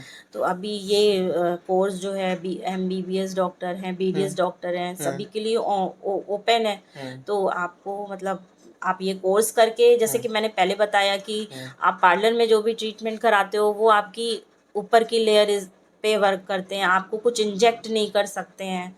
ऊपर की लेयर पे ही जो भी वर्क हो रहा है वो ऊपर की लेयर पे हो रहा है। हम ही क्या है, हम लोअर लेयर पे काम करते हैं, प्लस आप इंजेक्टेबल्स कर सकते हैं। और रहा सवाल डर्मेट्स का, तो वो भी कोर्स करते हैं और वो भी ये सारी चीज़ें करते हैं, और हम लोग भी ये सारी चीज़ें करते और हैं। नॉर्मल पर्सन उसको इसकी उतनी नॉलेज नहीं है, नॉर्मल पर्सन है, अब उसको कुछ स्पेशल दिन आ रहा है या फिर कोई उसको अच्छा दिखना है उसको, तो कहाँ जाना चाहिए उसको, पार्लर या फिर आप लोग के अब पास? देखिए, अगर कोई वैसे आपको, ये सारी चीज़ें डिपेंड करती है, आपके मैं वही बजट जानना पे चाहता हूँ, डिपेंड वही मैं करती जानना है, चाहता हूँ। हाँ। प्लस आपकी रिक्वायरमेंट पे डिपेंड करती है। अब जैसे फिलर्स हैं या बोटॉक्स हैं या थ्रेड्स हैं, इस तरीके का कुछ ट्रीटमेंट कराना है, आपके फेस पे कोई मोल है, कोई टैग है, या कोई ये सब तो पार्लर्स में नहीं हो सकता ना? पार्लर्स में नहीं हो सकते, आपको पिगमेंटेशन है, मिलाज़्मा है, हम्म, और ये सारी चीज़ें हैं, तो ये सारी चीज़ें उसमें ट्रीट नहीं होगी। जैसे मैंने बताया कि पीलिंग कराना है, टैनिंग दूर करानी है जल्दी से, आप lakh D tan, face pack और पता नहीं क्या क्या आते हैं वो सब यूज़ करें, लेकिन उनसे कुछ ज़्यादा फ़र्क नहीं पड़ता है, एक्सेप्ट कि आपकी ऊपर की जो डेड स्किन लेयर्स को निकालते हैं, उतना ही होता है ज़्यादातर। बाकी जो ये सारे ट्रीटमेंट्स हैं, ये तो आपको कॉस्मेटिक क्लिनिक में ही मिल सकते हैं। तो ये डिपेंड करता है कि आपकी रिक्वायरमेंट रिक्वायरमेंट क्या है? कैसी है। बढ़िया बढ़िया। तो मैम अगर किसी को आपके जैसा कॉस्मेटोलॉजिस्ट बनना है, कैसे बन सकता है? पहली बात तो उनके पास क्वालिफ़िकेशन होनी क्या चाहिए। होना चाहिए, बेसिक क्या होना हाँ, चाहिए? बेसिकली या तो वो एमबीबीएस हो, हम्म, बीडीएस हो, उनके पास इस तरीके की कोई प्रोफेशनल ट्वेल्थ डिग्री। के बाद क्या करना चाहिए? ट्वेल्थ में, 11 ट्वेल्थ में साइंस होना चाहिए, पीसीएम या हाँ, पीसीबी? पीसीएम, पीस PCB, PCB PCB PCB, PCB. Sorry, हाँ पीसीबी हो, फिर हाँ आप अगर वैसे तो अभी जो भी कोर्सेज़ हैं वो बीडीएस या एमबीबीएस लोगों के लिए हैं। हाँ कुछ लोग जो हैं बीएचएमएस या बीयूएमएस लोगों को भी करा रहे हैं, बीएमएस लोगों को भी करा रहे हैं। तो कुल मिला के आपके पास एक मेडिकल डिग्री होनी है ओके। पहले। तो कुल मिला के आपके पास पहले एक मेडिकल डिग्री होगी, उसके बाद आप कॉस्मेटोलॉजी का कोर्स कर सकते हैं। इसके लिए अलग अलग एकेडमीज़ हैं, उसमें आपका जो है ऑनलाइन कोर्सेज़ हैं, ऑफलाइन कोर्सेज़ हैं, हैंड्स ऑन हैं, कोई 10 डेज़ का है, कोई 15 डेज़ का है, अलग अलग प्रोसेस के लिए अलग अलग आप क्लासेस ज्वाइन करनी पड़ती हैं क्या कॉस्ट आपको। आती है एक नॉर्मल इंडियन को, क्या कॉस्ट आएगी टू बी अ कॉस्मेटोलॉजिस्ट? काफ़ी खर्चा आ जाएगा आपका, क्योंकि अगर एक कोर्स करोगे तो कम से कम 1-1.5 लाख का तो आना ही आना है। फिर उसके बाद आपको अपने स्किल को थोड़ा इन्हेंस करना है, सारी चीज़ें, तो आप अलग अलग भी फिर से करते हो उसको, तो फिर आपको हर एक चीज़ में अलग अलग पेमेंट स्पेशलाइज। करना है।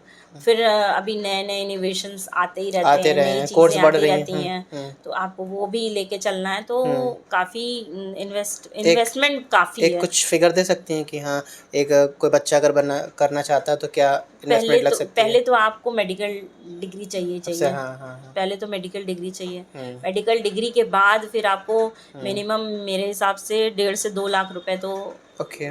करने ही पड़ेंगे मेडिकल डिग्रीज में इन्वेस्ट। क्या, एमबीबीएस, बीएमएस?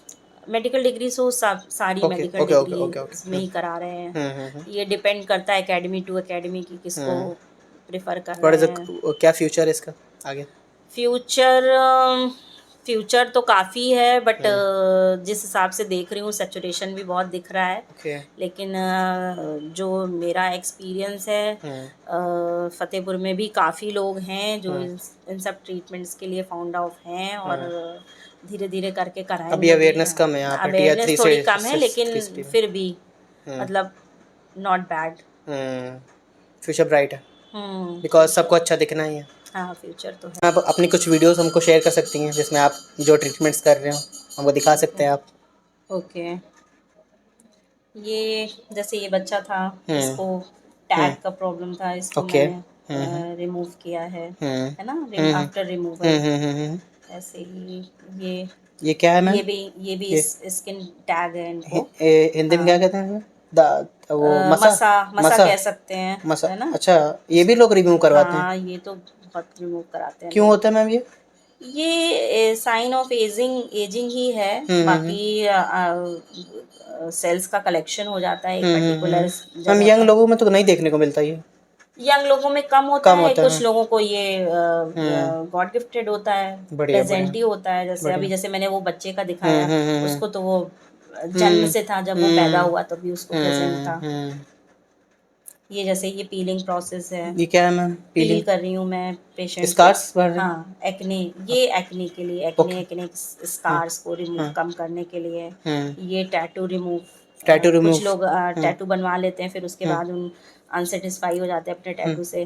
तो हाँ, मैं टैटू वालों को ये बोलूँगी कि टैटू के लिए भी जो पेशेंट्स आते हैं उनको ये होता है कि शायद ऐसी कोई मशीन होगी और पूरा जिसको बस वो मैम या जो भी होगा उसको मारेगा और वो टैटू ख़त्म हो जाएगा।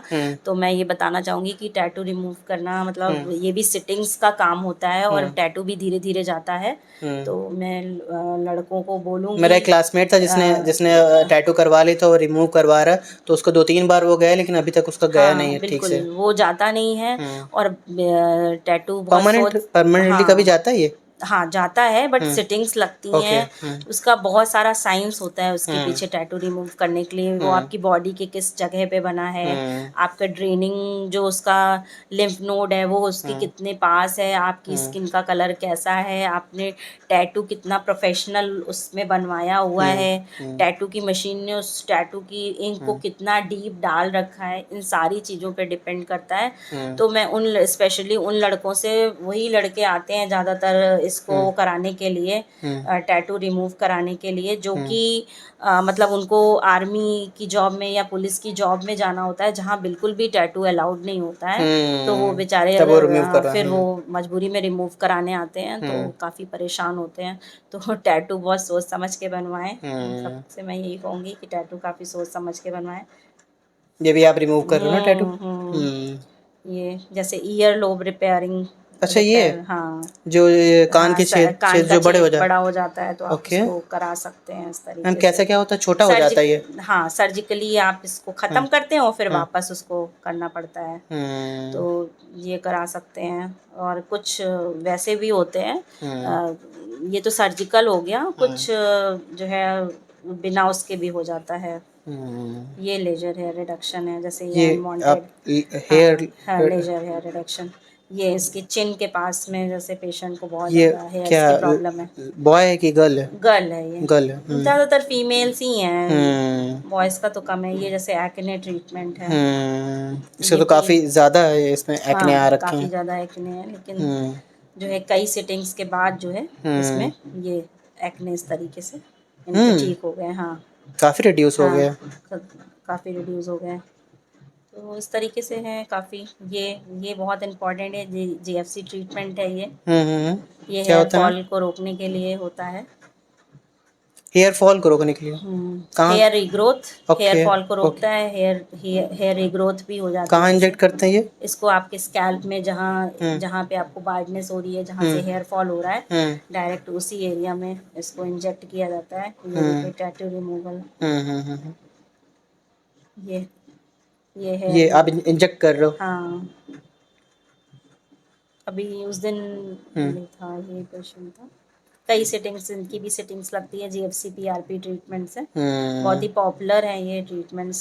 बाकी अदर सिटीज़ में आपके हेयर फॉल के 4th स्टेज के पहले पहले आपको ये सारे ट्रीटमेंट से उसको जितना हो सके बालों को रोकने की कोशिश करनी चाहिए। इससे आपको जब अगर फ्यूचर में, एक तो आपका एक टाइम निकल जाता है जिस समय पर आपको अपने बालों की सबसे ज़्यादा ज़रूरत होती है। उसके बाद अगर आपके मान लीजिए बाल हट भी जाते हैं तो फिर आप तब जब आप हेयर ट्रांसप्लांट कराते हो तो वो आपका हेयर ट्रांसप्लांट ज़्यादा समय तक स्टे करता है। अदरवाइज अगर आप जैसे सीवियर हेयर फॉल चल रहा है और फिर आपने उसी में हेयर ट्रांसप्लांट करा लिया तो फिर वो हेयर फॉल हो जाता है, फिर आपको सेकेंड हेयर ट्रांसप्लांट की ज़रूरत पड़ जाती है। ये पॉपुलर कुछ चीज़ें थी जो है ना, ये हेयर रिमूव? नहीं, ये बोटॉक्स ट्रीटमेंट है। ओके, रिंकल्स के लिए? हाँ, ये रिंकल्स के लिए। Botox for forehead wrinkles. हाँ, तो इनकी एज क्या होगी जो करवा रही हैं? जो करा रही हैं इनकी तो 40 ओके, के अराउंड। हाँ यही कुछ एज रहती है 35 के बाद ना। ये फॉरहेड में, हाँ बढ़िया। ये आई के पास जो रिंकल्स हैं, खत्म। ये लिप के लिए, लिप क्या है मैम? लेजर ट्रीटमेंट है। थैंक यू मैम, हमारे यहाँ पे हमारे पॉडकास्ट में आने के लिए। Thank you.